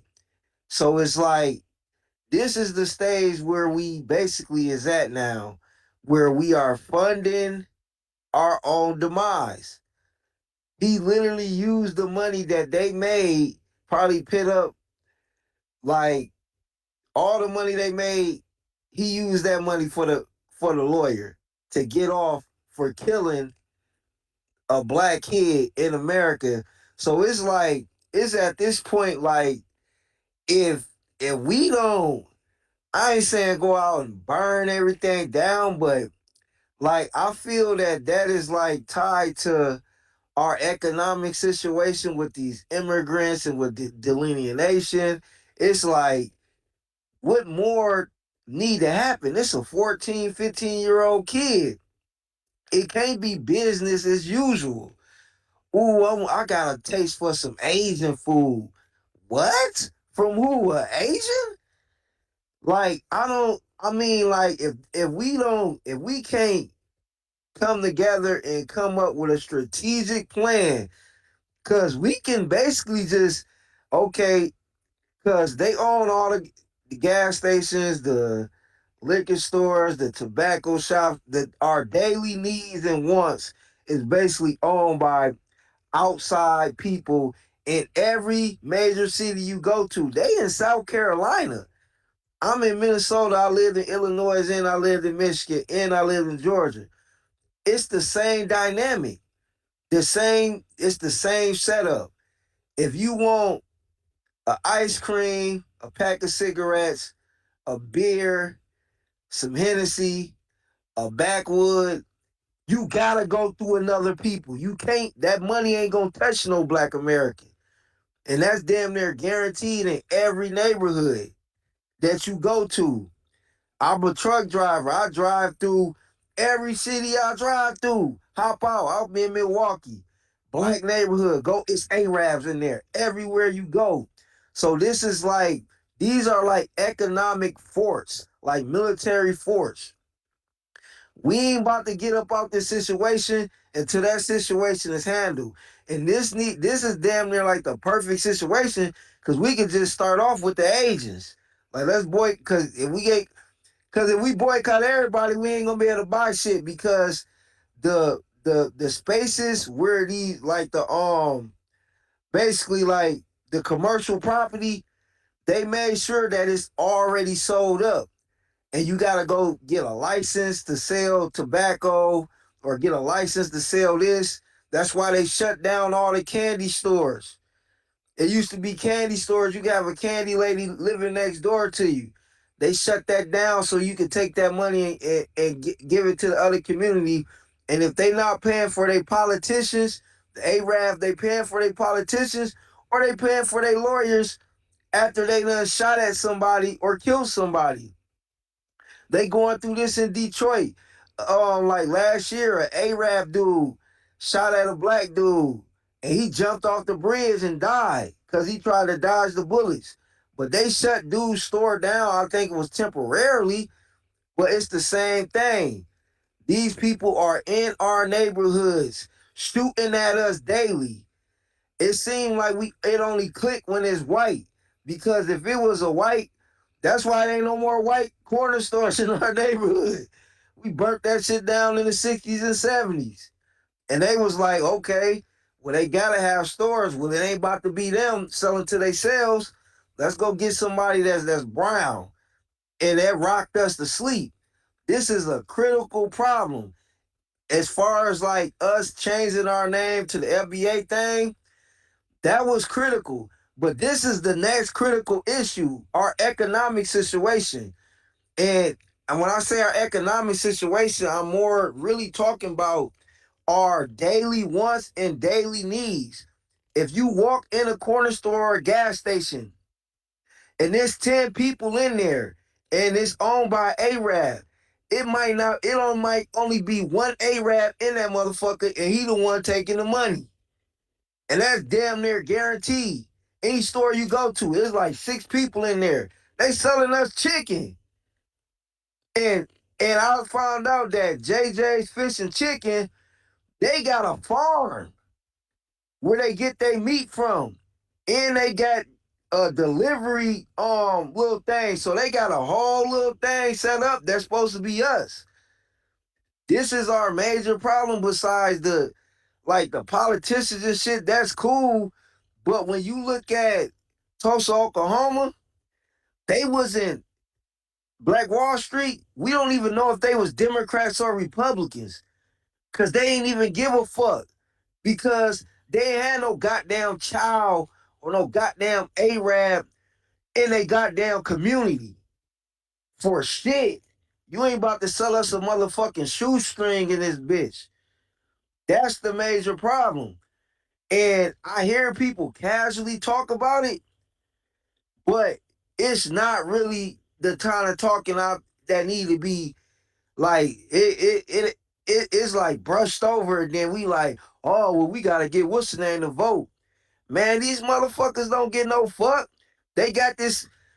What the fuck I need to get you to vote and you don't even own no motherfucking store in your motherfucking neighborhood, nigga. You better sit your ass Well, the down. thing is, voting and talking is actually it's got to go beyond that. But go ahead, land, bro. Go ahead, I'm gonna land right there, and we gonna see how many conversations that gonna have to keep happening because the right conversations ain't happening. We just gonna see. And real quick, man, see these and I was trying. You know what? Go ahead, CC, because I don't want to get started. Go ahead, CC, real quick. Why? Go No, ahead. because no, because see the thing is, uh, go ahead real quick. I go after you. I go after you. Okay, so I'm on a theme from when we first started the space, discussing manhood, respecting men, uplifting black men, understanding that our black men may sometimes fall, and sometimes, well, okay, sometimes when our black men fall, they need help, and it's not always because they weren't pursuing the right path or they weren't disciplined. So this brings me back full circle. I was asking Impreza about Crash Out and then gonna Excuse me 1 minute, sister. It's not Impreza, it's okay, thank you, Empress. Empress. So I was asking Empress about the Crash Out, and then Ghana G came up and just started talking about, you know, things that we need to do that I would consider crash outs, right? Crash out to me is not always a bad thing. And then, Jimmy, to what you just said about whether it's voting or whatever it is, we can crash out in various ways. But I'm looking at a pattern. A lot of us that are around one another, some people don't want to call this a movement. I'm calling it a movement. I'm saying it full chested. I believe that delineation is a movement. It's a movement of self identification where we are advocating for self determination, for self-empowerment, for sovereignty, for reparations, etc., right? The crash out part that we're starting to miss is historically when we crash out, our crash out comes with consequences that make not just the United States move a certain way, but the world from a humanitarian perspective, right? So when we crash out, when the Black Panthers were around, they're like, oh, you're pulling guns on us? We got guns too. So they changed the gun laws, right? Everything, I mean, I could go through other things, but that's just one example. What is now happening if you're following the patterns? I'm seeing immigrants crashing out.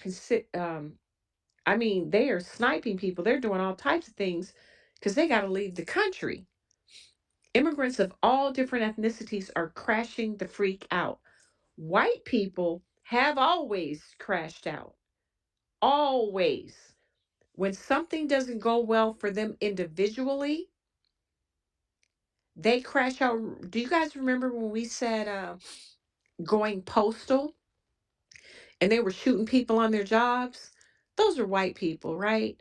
But we see white people, if things don't go well for them, they got to take out 10, 12 people. They've got to take out their children, their wives, their mother, their father, and then any other collateral damage. Everybody is crashing out. What we have working in our advantage, I have so many thoughts running through my head, but okay. I want to go to the videos that they constantly push of us fighting the underbelly of our people, but that's different. But long story short, when we crash out, there's consequences and everybody starts moving the way that we want them to move. And sometimes, yeah, that crash out may need to be a little bit brutal or a lot bit brutal. Or sometimes, like Jimmy said, it may need to be electoral. Whatever it needs to be, or like Empress said, it needs to be spiritual. I don't think we're crashing out enough. We've talked about how the Congressional Black Caucus, I'm older than a lot of you all in this space. I have never seen such inactivity from the Congressional Black Caucus. If you study their record, we need to start putting forward scorecards of what's happening with the Congressional Black Caucus. They rarely put forth legislation, rarely, but they're always signing on to the Black and Brown Coalition, the Free Palestine, yada, yada, yada, yada. When I was coming up, and prior to me, from what I know about our history, our politicians were in front of that mic. You're not going to shoot our children. You're not going to do X, Y, Z. And if you want me to sign on to this policy, then you're going to sign on to this policy, right? So then there's that policy, what I'm calling crash out. And what that means is there is no status quo. There's quid pro quo. But what we're not doing is we're not going hard. We also have, when you talk about the underbelly of our community, and I talked to you about my little crazy cousins. We got crazy cousins willing to crash out. I'll be damned if you shoot my kid at some little corner market Asia store over 4 bottles of freaking water that amount to $1 and he's running and you claim he pulled a gun and we're all watching footage of no gun ever being pulled, but a 15-year-old kid completely complying from within the store, running from the store, falling and getting shot in his back, and an Asian gets off. So there's something happening in this country that we shouldn't allow. So that means the crash out is warranted. Whatever you think that should be, pick a category, pick a lane. So now we have Carmelo Anthony on trial. What do you think is about to happen right now? This whole child case is a precursor to about what's to happen. No matter what the footage shows, and I'm not going to get into the whole trial with this, we already know what it is. How are we going to crash out? Are we going to crash out economically? politically, karmically, spiritually, and then you fill in the other gaps. But we have always exerted a certain level of crash out that made the demons know that we're not having it. And we have got to step up to the plate and do what needs to be done. And what needs to be done right now, and in the space Jimmy started about our men being men, and there's things I'm going to refrain from saying, but there is something happening in this country that we can influence and redirect in our favor. And I don't want to speak so cryptically, but right now I feel that I need to. If somebody wants to ask me a question that may help me to articulate better, I will answer it. But I think we need to do better about standing up for our people and not being afraid that we're going to lose individual economic viability. And we need to show one another that just like these white races, they raised all that money for the white chick that called a kid a child, the N word, right? They're rewarding their people that the GOP, the Republicans, just honored Derek Chauvin. And these people are getting millions of dollars. And we come up with 20,000, 50,000 for our people that are harmed. We better learn how to crash out in every area of economics possible. And like Dr. Claude Anderson, I'm going to close with this. Like Dr. Claude Anderson said, lately, I'm watching the last 30 days. I've been very focused on this. I'm watching a lot of people talking about why are you worried about what the Africans doing? Why are you worried about what the Mexicans are doing? These white boys, they ain't nothing. Well, we have no counterintelligence. You need a counterintelligence arm because a counterintelligence arm can foresee and predict what the next move is and alert the masses. And when the alert comes, then you send in who? Your sentries, your guards, etc., and up the line. I'm not going to get into all of that. The CBC ain't it. A lot of these people on the street aren't it. But what I do see with the grassroots is that a lot of us are so hyper focused, we see all the moves. And we have got to learn to crash out better. And you can figure out what a crash out means for you. I yield, I close. I hope I made sense. Peace, love, and reparations. Thank you. And look, you speaking the truth. And I'll say it. And look, for once, y'all, for once, all right, it is a full moon. Get you go play the lottery because now I'm gonna choose to be a little long winded, and I never do this. And if I do it on accident, I try to shut the hell up. I didn't intend for this space to start out as a manhood and thing like that. It was just a regular space. I didn't think nobody was even gonna come in here tonight. Started at 10:30. I was gonna end it at midnight. Um, it went that route.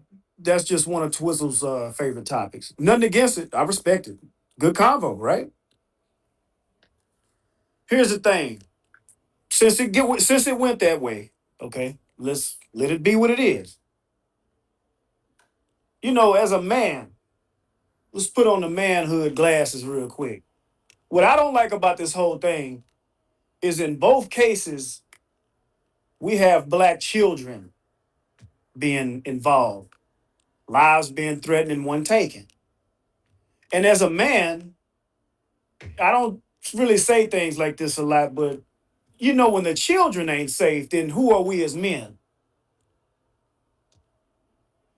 It's a very sad thing to see that they just let this man get off not guilty. You shot a kid in the back after he fell. And they Okay. undercharged him. And they undercharged him. They only had one charge on there. So if it don't stick, they can't hit him with manslaughter because they didn't even bring that charge up. But see, the thing is, ladies and gentlemen, in 2020 and 2021, the Asians was given a hate crime bill just for talking about where the disease came from. and they get federal protection. But this child can't even have his life wasn't worth 4 water bottles. Morally, if you just want to go that route, I see some hypocrisy in there. If they really want to go that way, yeah, go ahead, Blair. And I think that if we're gonna have a society and a system like that, then I wouldn't even say that our response would be a crash out because you have a target and a purpose on why you're acting out. No disrespect. I'm not pouring water on what you're saying, No, no, no, hold but on. A but crash out has levels. That's all I'm trying to say. well look, and you look, you make sense. I'm not arguing against that. But I'm just saying, they always tell us about MLK when they don't want us to act out, crash out, or whatever we can do out. But he also said that rioting is the voice of the unheard. So the thing is, we got to remember that these people who are nonviolent, they understood violence at the same time. Now, what we have when you look at this, you have an Asian man and his Asian son chasing a black kid out behind 4 water bottles. What I look at is these people had the confidence to know that they can do everything they did. See what I'm saying? When it comes to this manhood thing, what happens is black men are not allowed to operate in manhood in this nation. This is just the truth. There's so many laws against what a black man does when he retaliates or rises up in defense of his people. They say black men are scared to go to jail, scared to do this, scared. I beg to differ all the time because the thing is, see, the law is only as good as its enforcement of the law. You can write down whatever you want on a piece of paper, but if it's not enforced, then it's worthless. So the thing is, when it comes to this kind of stuff, the folks in South Carolina that live over there, yes, I would like for them to stand up on some kind of level and make sure that man don't make another dime. They can go do whatever they want to do. I'm not in the business of telling folks what to do, but I wouldn't buy no damn water from out of there.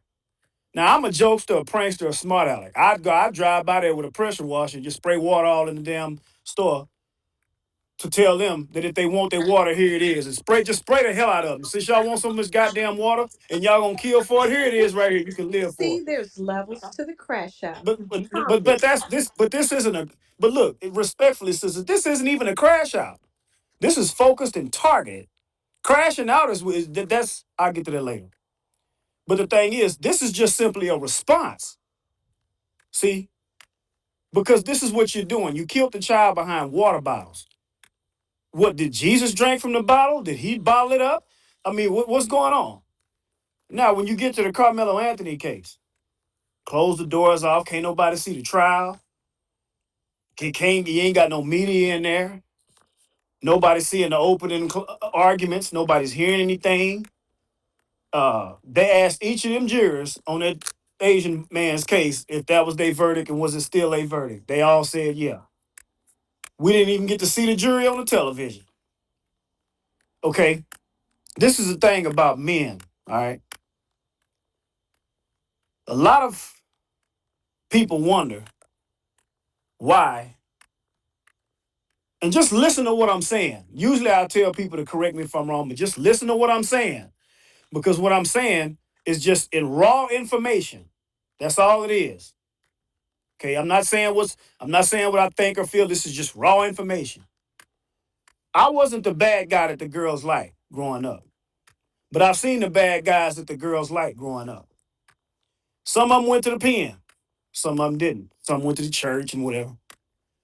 But the thing is, when you are a good guy and you finish last, and you're one of the smart ones that got good grades and all of this and that, and the third, some people think it's lame to be smart or whatever, and this, that, and the third. But a lot of the attraction comes from, once again, and I always say this, you're not being considered lame or weak because you're smart. It's because you're really being just a real cooperative. You're not standing on anything. Anything the people at school say, you'll just jump and do. And people don't respect that because you ain't gonna think for yourself. You need these people to tell you what to do. You gonna do what them people tell you to do. And the thing is, the street cats, and I never let nobody disrespect the streets because these are the cats that will be the first ones to jump up and do something for the community.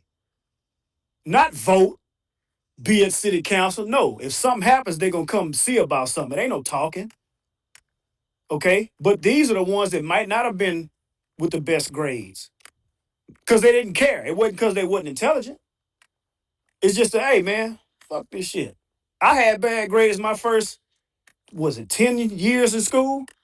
I just didn't want to be there. That's why I knew I'd have been a rebel on a slave plantation. I'd have ran off. I don't want to be here.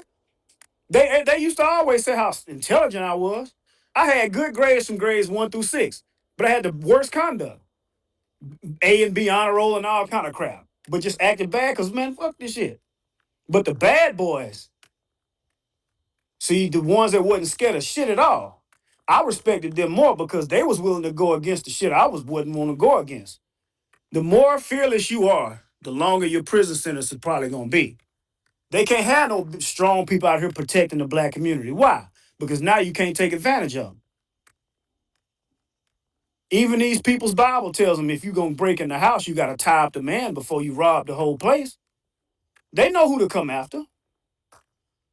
So the thing is, it irks me to see this man get off after killing his child like that over 4 water bottles. Him and his son was a coward.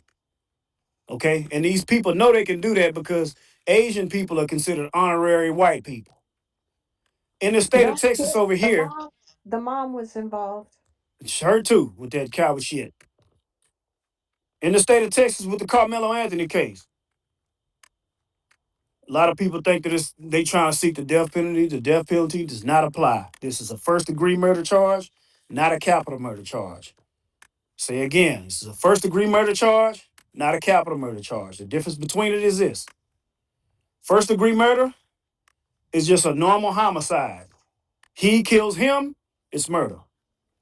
Capital murder means if you committing a felony, if you robbing a store, for example, I know somebody doing life right now behind capital murder. Dude from Hempstead, and I ain't gonna go no further than that. He went in a store, in a liquor store, and was robbing it. That's a felony. You're robbing a store. That's a felony. Okay. Had the gun to the man, pulled the trigger.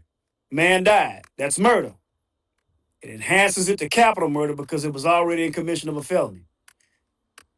If you shoot a cop or a fireman or a public servant, that enhances it to capital murder as well. So you can't better shooting the mayor. That I shot the sheriff, don't do it. That's capital murder in the state of Texas. Carmelo Anthony is not gonna be on trial for no capital murder. He will not be anywhere near the death penalty. It's not gonna happen. The only punishment they can give him is between 5 years and 99, and he'll have up to a $10,000 fine. The thing is, if you want to do a case study and just cross-reference the cases going on, a man literally just got off for chasing a young boy down 100 and something yards away from the store. That means that's a touchdown and a half. So the running back got to run a touchdown from touchdown to touchdown, then run another half a football field. I'm getting feedback, please, please, please. And y'all said I'm gonna be long-winded, and tonight is a full moon. I'm taking my time tonight, but I won't be too much longer. So that means he got to run a football in the field and a half, catch the boy because he failed, not because you caught him, then shoot him in his back. Okay. Now that ended up in a not guilty verdict.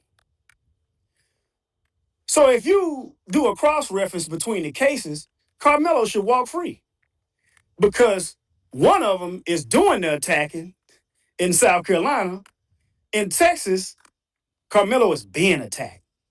He didn't even know if he struck the boy with a fatal blow. He just said, he even asked the cop, Carmelo asked the cop, is he all right? He didn't mean to kill him. He didn't chase him down. Now, somebody like me, just a regular old guy who's not even really popular on spaces, got a space at 2 in the morning, and got common sense enough to realize what I just said, you think these people that's trained in law should understand the same thing? Shouldn't take somebody standing up under the full moon to say what I'm saying. That lets me know all of this, the timing couldn't be no more perfect. The day Carmelo trial started is the day this man gets a guilty verdict. Right when school let out, half the year is already gone. We in fire horse energy, right, Sister Empress? Then on top of that, we about to go into retrograde.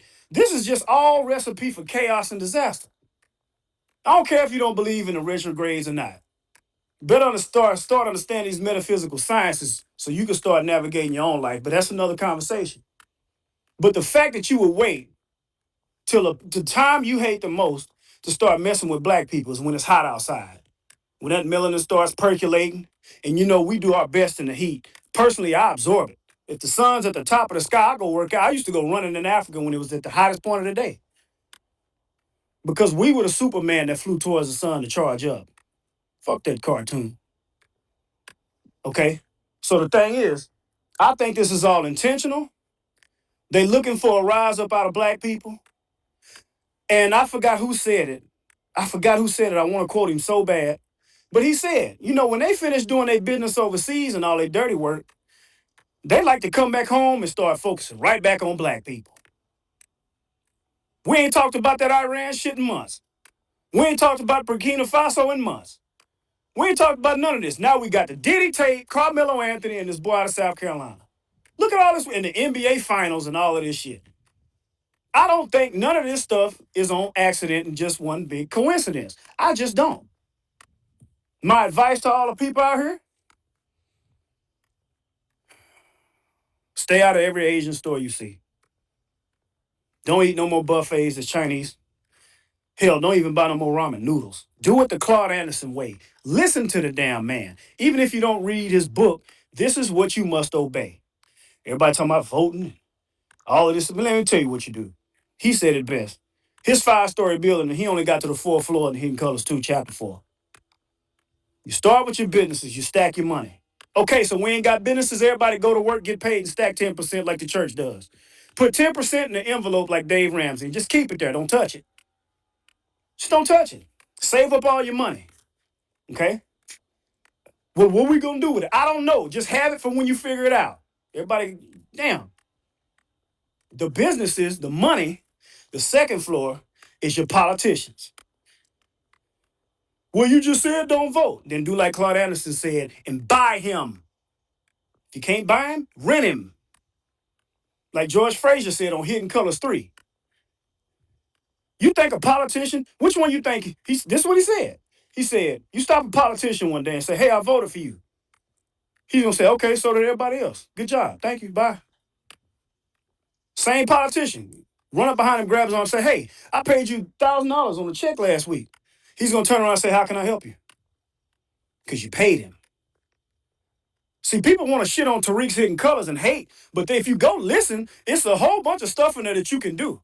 5 documentaries, 2 hours each, 10 hours of information. It's a whole bunch of shit to do. And every one of them ends with a solution section. So the thing is, now that's the second story building. The third floor of the building is the police systems. Why? So your child won't be the one shot down like this, and then a non-guilty verdict gets declared across the court.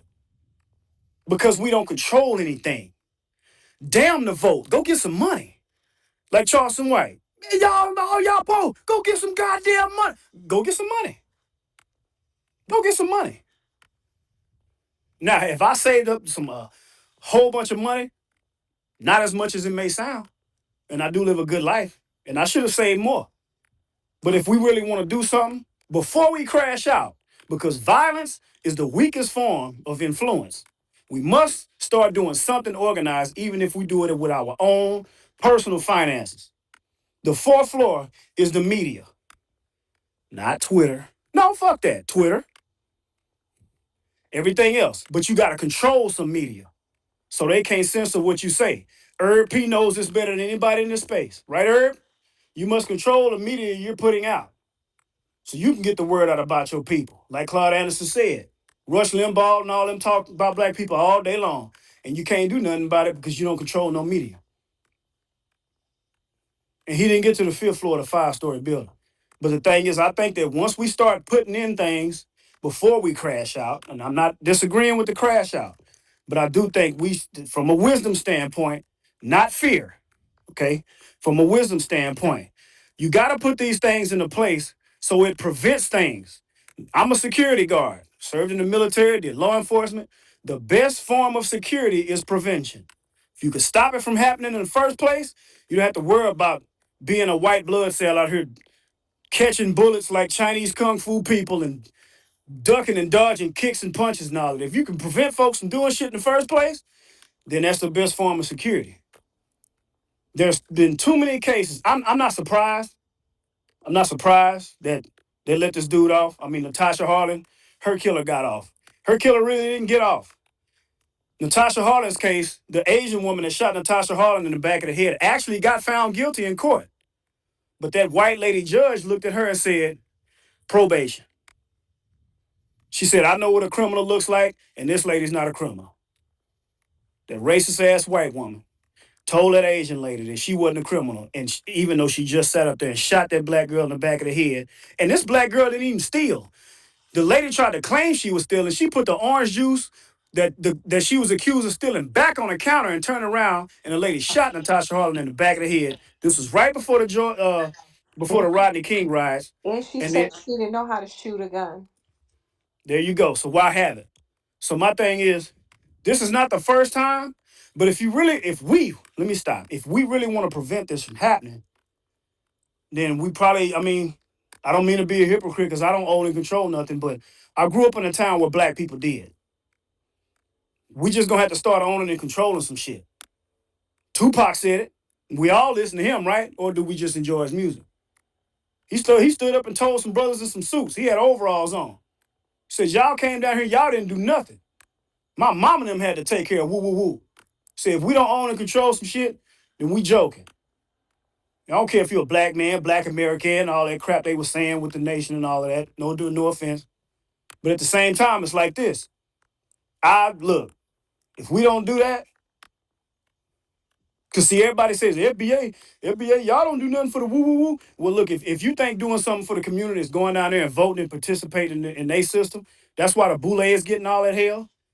Doing something for the black community, it don't mean go down there and act white and cooperate in white folks' competitions. That's not what it means to do something for your community. The problem is when we do try to do stuff for each other's community, we end up stealing out the damn store. For real. Not this boy here. And the thing is, if that happens in the black community, we probably would have located that little boy's parents and said, hey man, he got some water out in the stove. You need some change for that water. Can you come through and take care of that? We can teach ourselves because we won't over punish each other. The man got his Eighth Amendment violation rights. Well, the boy got his Eighth Amendment right violated. In this state, that would have been aggravated assault. No, that probably would have been capital because if it would have enhanced it from an aggravated crime, because he was only 14 and that was a child. So if you shot a child, shooting him would have been a felony. The murder would have been the damn enhancement. So in Texas, if I'd arrested him, I'd have put a little more on him than that. A whole lot more on him than that. Because for one, you fired a weapon in public. That's come on now. That's another felony charge in this state. We could have tacked on a whole bunch of shit. But black people, please be patient with us as men because there's a lot of laws against us being men. There's a lot of things. Look, and I tell people this all the time. I'm only 5'6", 185 pounds, and I'm in the process of losing weight. I'm a small guy. I'm not tough. I'm fast, very fast, but I don't hit hard. I can sting you, but I can't bing you. My thing is there's a lot of laws against the shit that I would talk and the things that I would do to people, and it would land me in jail. I, yes, okay, I got you, CC. I could not sit up here and just take chances like that because I'm peer pressured by people who want me to do certain things. Sister CC, my bad. I gave myself a little long wind. I hope I didn't bore y'all half to death in this space. These are my thoughts. I let my heart beat a little bit. But go ahead, CC. And it's nice to meet you. This is my first time speaking to you. Go ahead, CC. I know you gotta show that pillow some love. So I have to show who some love? The pillow. Oh, yes. Peace, love, and reparations. No, wonderful meeting you.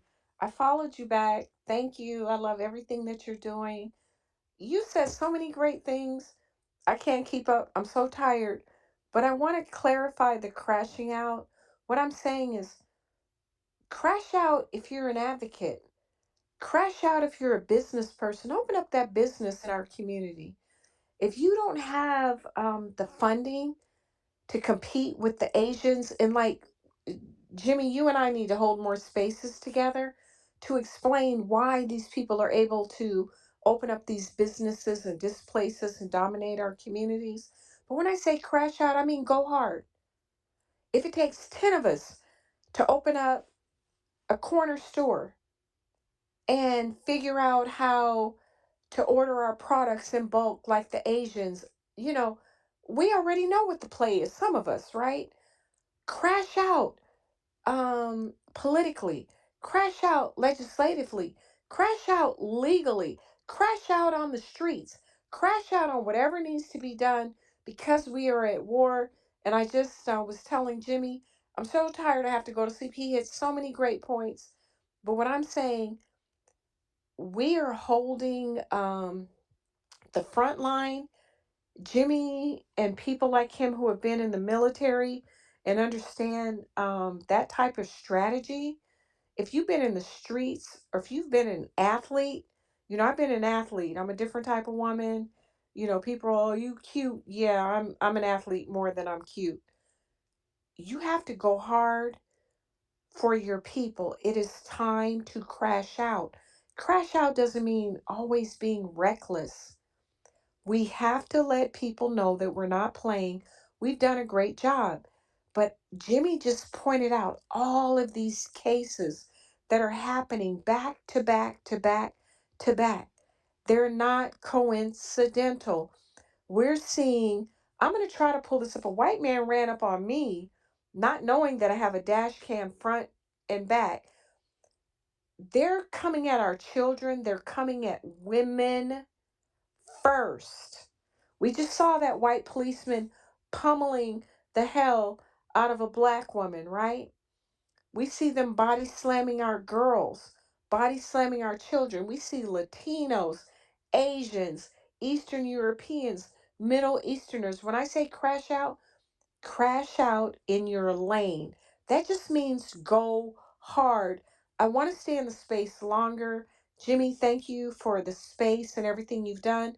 And I want to close with this, circling back to the women in this space. I'm going to appeal to you slash us slash me. We can have another conversation about what our men aren't doing, in our opinion, that's right or wrong. But we do have to understand the plight of men, not males, men. When you see our men stepping up in the forefront, uplift them, be there for them, stop questioning them. Let them lead, let them fight, let them question what is happening in our world. So I'm going to close with that. I'm not going to say much more. Peace, love, and reparations. I love you all. Thank you so much for letting me speak. I just hope that moving forward, I'm just gonna coin this. Let's crash out together at the highest level. Go hard or go home. Peace, love, and reparations. Love you. Thank you. You're welcome. If we crash out, it can't be in the car because the insurance bill might go. No, I'm just playing. I'm joking. I do have to shut the space down at 3 because I will be doing changeover for the last part of the shift. But Sister Empress, I don't want you to lose circulation in your hand. It is on you with this big, bright, Okay. full moon shining bright up here. And that must be you talking. You got that right, baby. You know, it's leaving the last few hours in the moon in Sag. And today of Tuesday, Mercury is 0 degrees in Cancer, Venus is in Cancer, Jupiter is in Cancer. So, what that means, everything is going to start happening spiritual, and you got to be able to look at things from a angle that is not necessarily rooted in no form of pride and over, shall I say, misogyny that so many do in this time. Again, I will say they want to sabotage this young man, but God is going to have the final say. Now, because of this energy, and you have a Gemini dog born 1946 that has a say so, that's a double energy of air that brings mental insanement. So, this is the time that your racism is going to get very intensified. Brother Jimmy, you've heard me say we're going back to the time of 1966, 67, and it'll cut off of what happened history from 66 up to 72. This is a repeat because those that were sicking dogs on us using water hoses, remember, we are dealing with their grandchildren and their great grandchildren. Many of these people that were sicking dogs on the civil rights leaders of the time, um, if some are still alive, they are all in their 90s. So we have to keep that in mind. Their children are the ones that is born between 1948 and say 1960. So we still are dealing with that last of that energy. And I will agree with some of the remarks that's been said by a few people in the space. As it get hot, people, want to show up and show out. But sometimes I'm going to say it, Brother Jimmy, when we look to God first and pray, we can watch how God will handle something when we're not expecting. Look at that fairy named Chud, the female builder, not male, female. Now, it's been reports that he has a cellmate, and the cellmate name is Jimmy Long Why my Stick. name? Not no, this is on Instagram, and I'll send it to you so you know I'm not, I miss him, sister. faking. I'm just cracking jokes. But say this man is supposed to be well packing. They said that they had to take him as of just this past week, going into the weekend, to the emergency infirmary, and he had to be stitched all in his behind and lost a lot of blood loss. Um, but I see spirit is going to eliminate that whole being. And so he who laughs last will laugh best. They've been making a point to go after women and children. And so this is a time, depending on your city and state, know your laws and try to get yourself CCW, CCL licensed and approved, depending on your city and state, if that's required. Um, Many individuals, unfortunately, going to lose their life at the hands of these demons. And they feel empowered because there's no hate crime law to protect us. And they've been waiting for an uproar to be more direct towards us. But the difference is more lawsuits. Some people is going to have to purposely go through temporary pain, attacks, and insults to become overnight millionaires. I'm going to repeat that again. There are some people that's going to break generational curses by coming overnight millionaires. That being said, prayers of the righteous, God hears it. Innocent blood being shed on the concrete does not please God, and you're going to give account for that.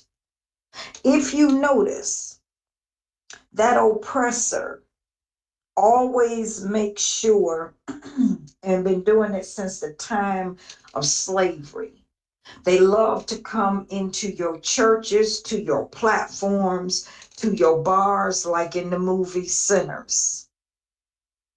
And anytime they can't come amongst you or send a raccoon or a tether class amongst you to find out your ideals, your views, trying to short circuit your energy, then it's a problem.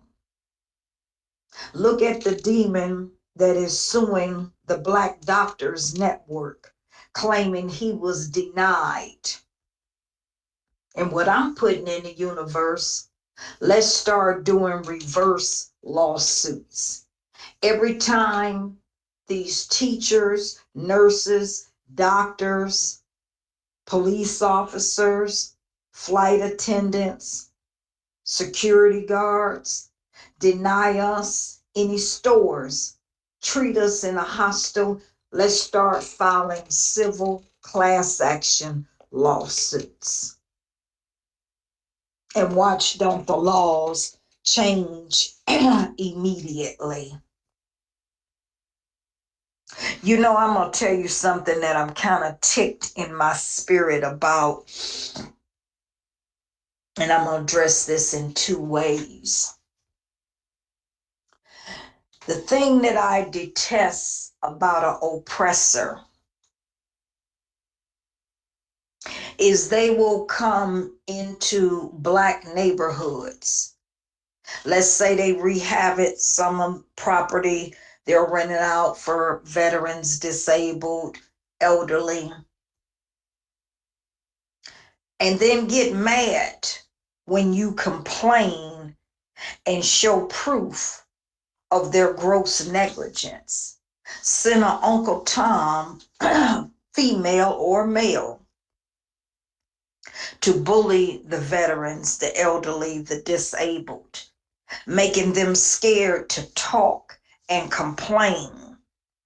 But when you hit them up from a legal lawsuit standpoint, and they know they can't send, their little henchmen, tethers, and henchmen, raccoons, then it's a subtle way they love to bully. For everyone that's listening, even if they might listen to it in the replay, always make sure whatever you complain about, make sure you can prove it beyond reasonable doubt. And make sure you have multiple ways of showing it continuously. Because one thing I've studied with an oppressor in general, how they move, they don't like when you can show concrete evidence of what you are speaking. Like in the example with Carmelo Anthony. I watched comedians, celebrities attacking this young man, saying that he's going to get the death penalty. This is what they've been saying all of 2024 into 2025. But magically, once videos started circulating that people and young men and young ladies that was on the field showed from the beginning of those boys approaching Camilo until the incident, I noticed that it slowly started dying out. Think about it, about June of 2025. Camelo just went through his graduation, to my understanding.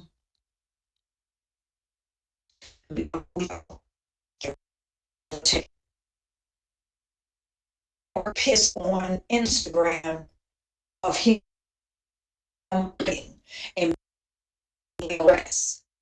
See, they wanted to pick, and if you remember back in the original story, they said, oh, he comes from a broken home. He doesn't have a father. His mother was never married, meaning Camelo would have been an illegitimate bastard. And even under the book of Deuteronomy 23.2. And when they could not prove that, because Camelo Anthony's mother was in fact married to his father before he was born,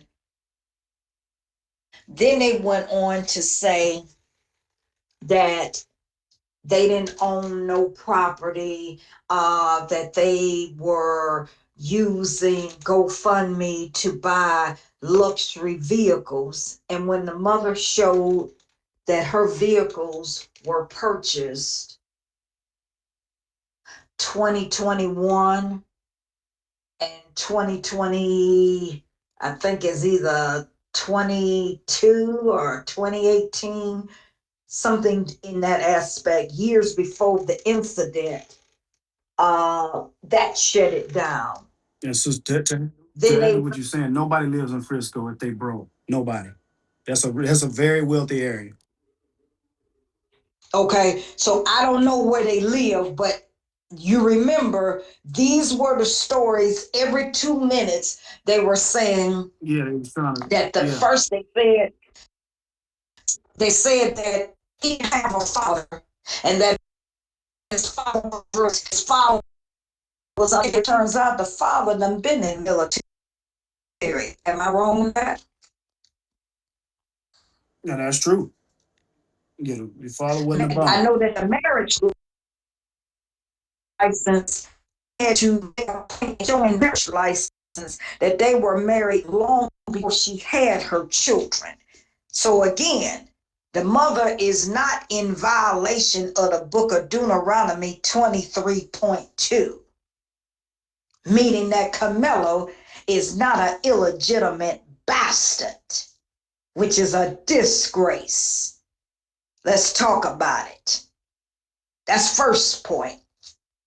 Then they wanted to say that the mother nor the father was educated and labeled them as drunks and addicts. So the mother went and took drug tests and showed that she was educated. Father showed that he was educated and that their parents, meaning Camelo's grandparents and great grandparents, were all educated. They got pissed with that. When they couldn't prove that the mother wasn't a single parent, wasn't uneducated, wasn't on drugs. Father was not on drugs or alcohol, was in fact married and has been in the military. They went and rechecked that, to my understanding, 4 or 5 times. They tried to put out that he got a dishonorable discharge, and then they moved away from that, according to MSNBC. They got quiet when the daddy showed his records. None of that, all that they tried to label in lies, was proven not to be factual. So they keep trying to lie on this young man and paint him out to be their stereotype of a worthless thug that come from a mother, single parent household, don't know who the father is. They love now projecting that image onto the foundational Black community, because back in the 1900s through the early mid 60s, they really couldn't do much of that.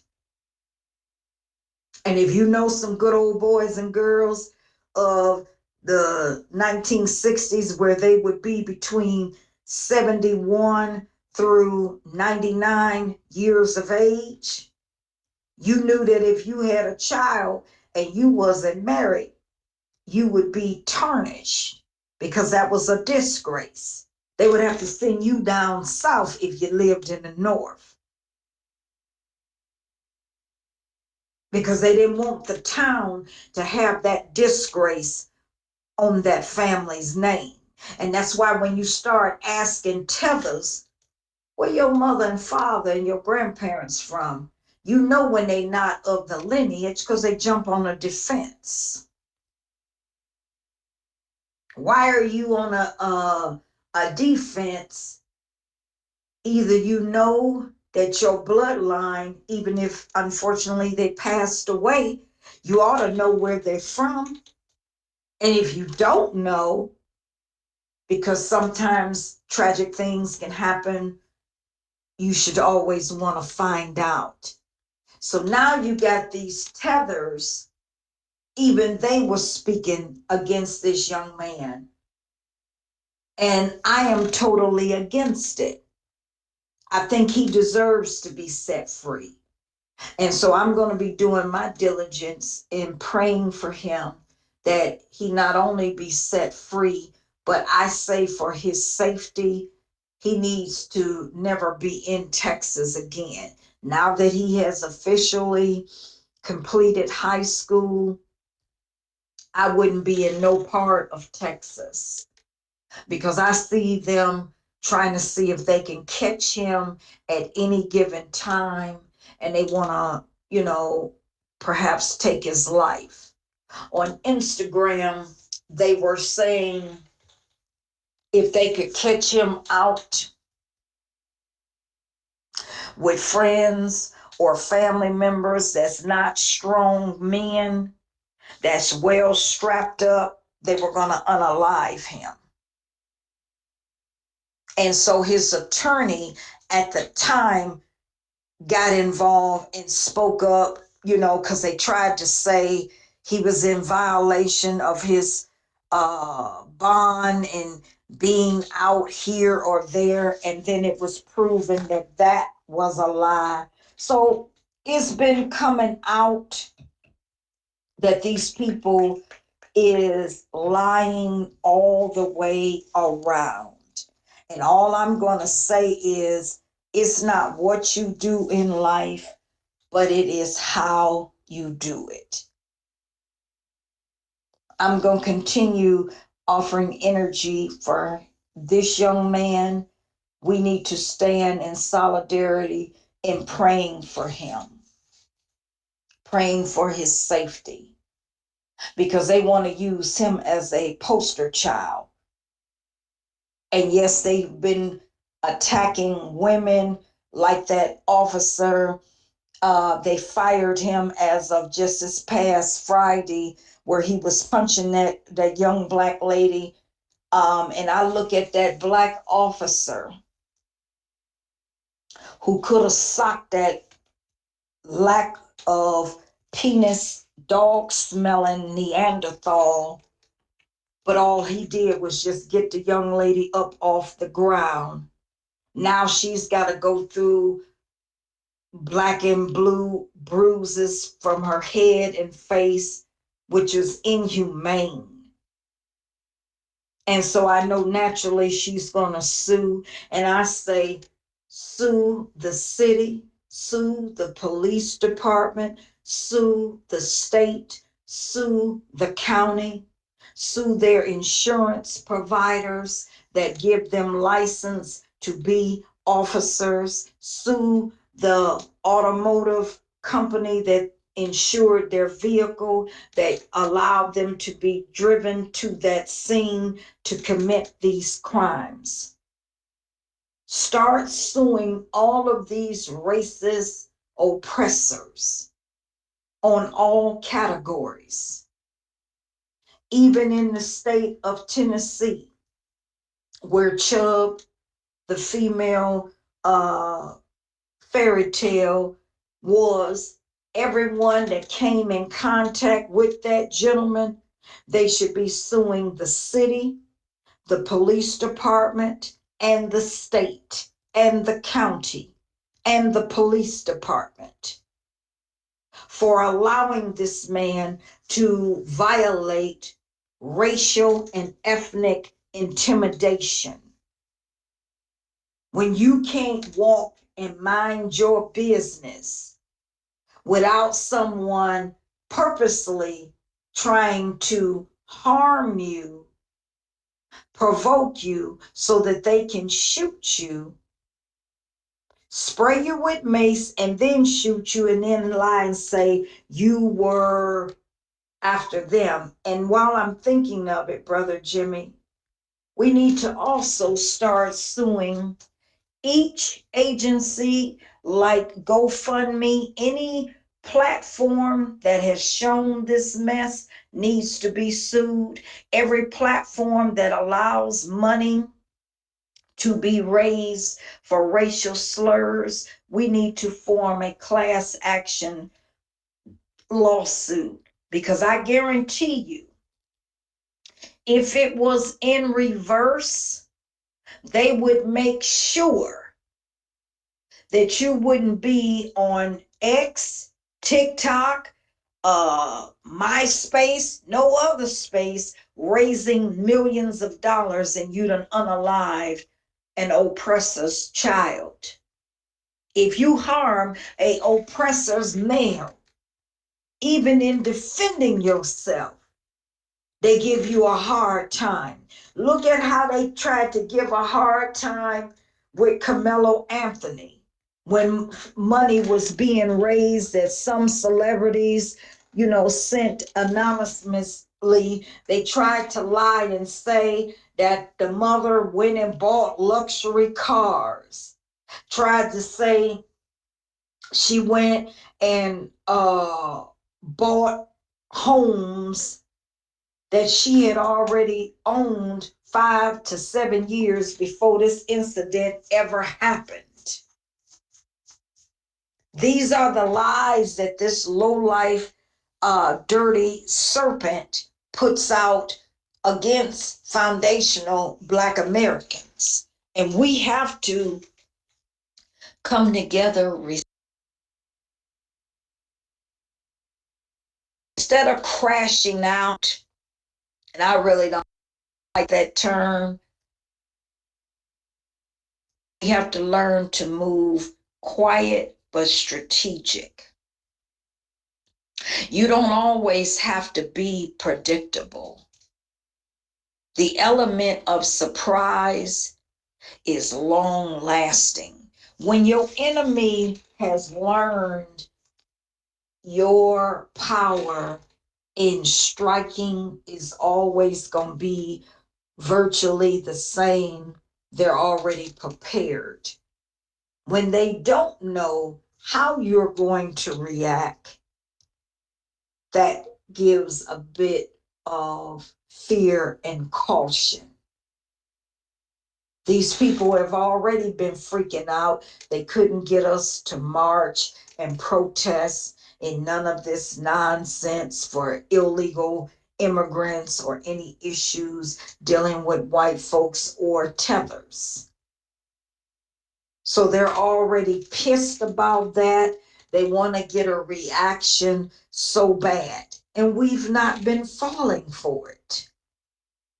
Chubb the Builder has shown every foundational Black American we have not started nothing. We have not provoked anything. We've been minding our business, but protecting ourselves, rightfully so. Did you see, Brother Jimmy, where a copycat Chubb the Builder? He went up calling this black man all kind of chimps. the hard ER that they love to use with their lack of phallus having self. And he got up in this man's They face walking by, filming him, and the man slapped him to the ground. And then he would wind up and hit that concrete. And so now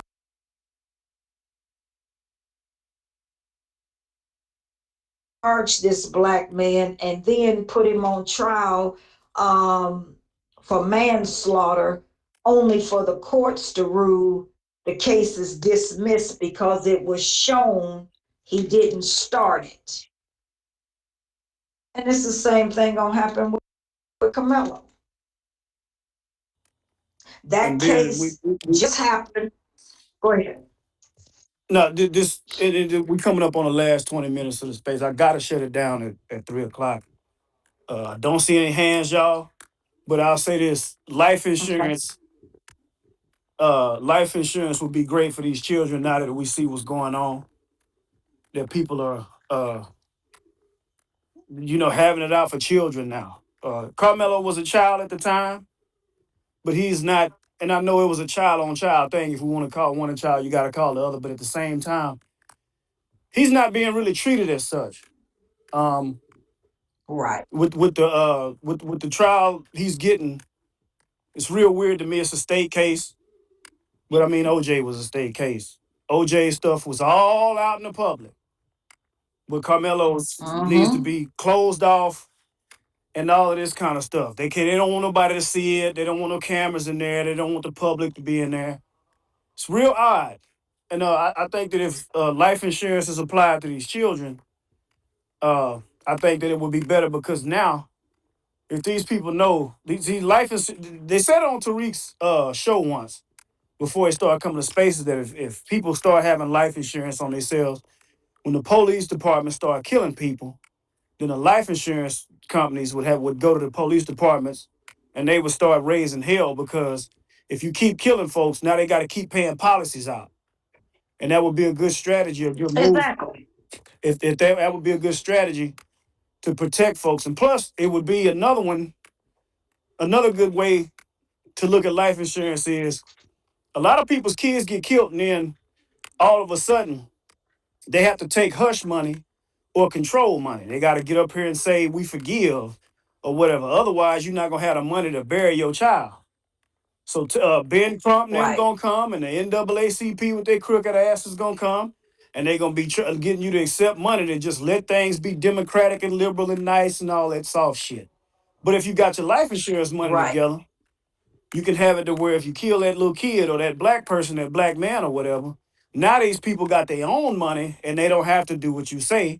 And this is why I think, honestly, that the biggest fuss about reparations that's unsaid, unwritten, the biggest thing about reparations is this. Giving FBA's reparations is like giving a slave his freedom papers because the more money you have, the less controlled you are. The more money the more Yes. of us have,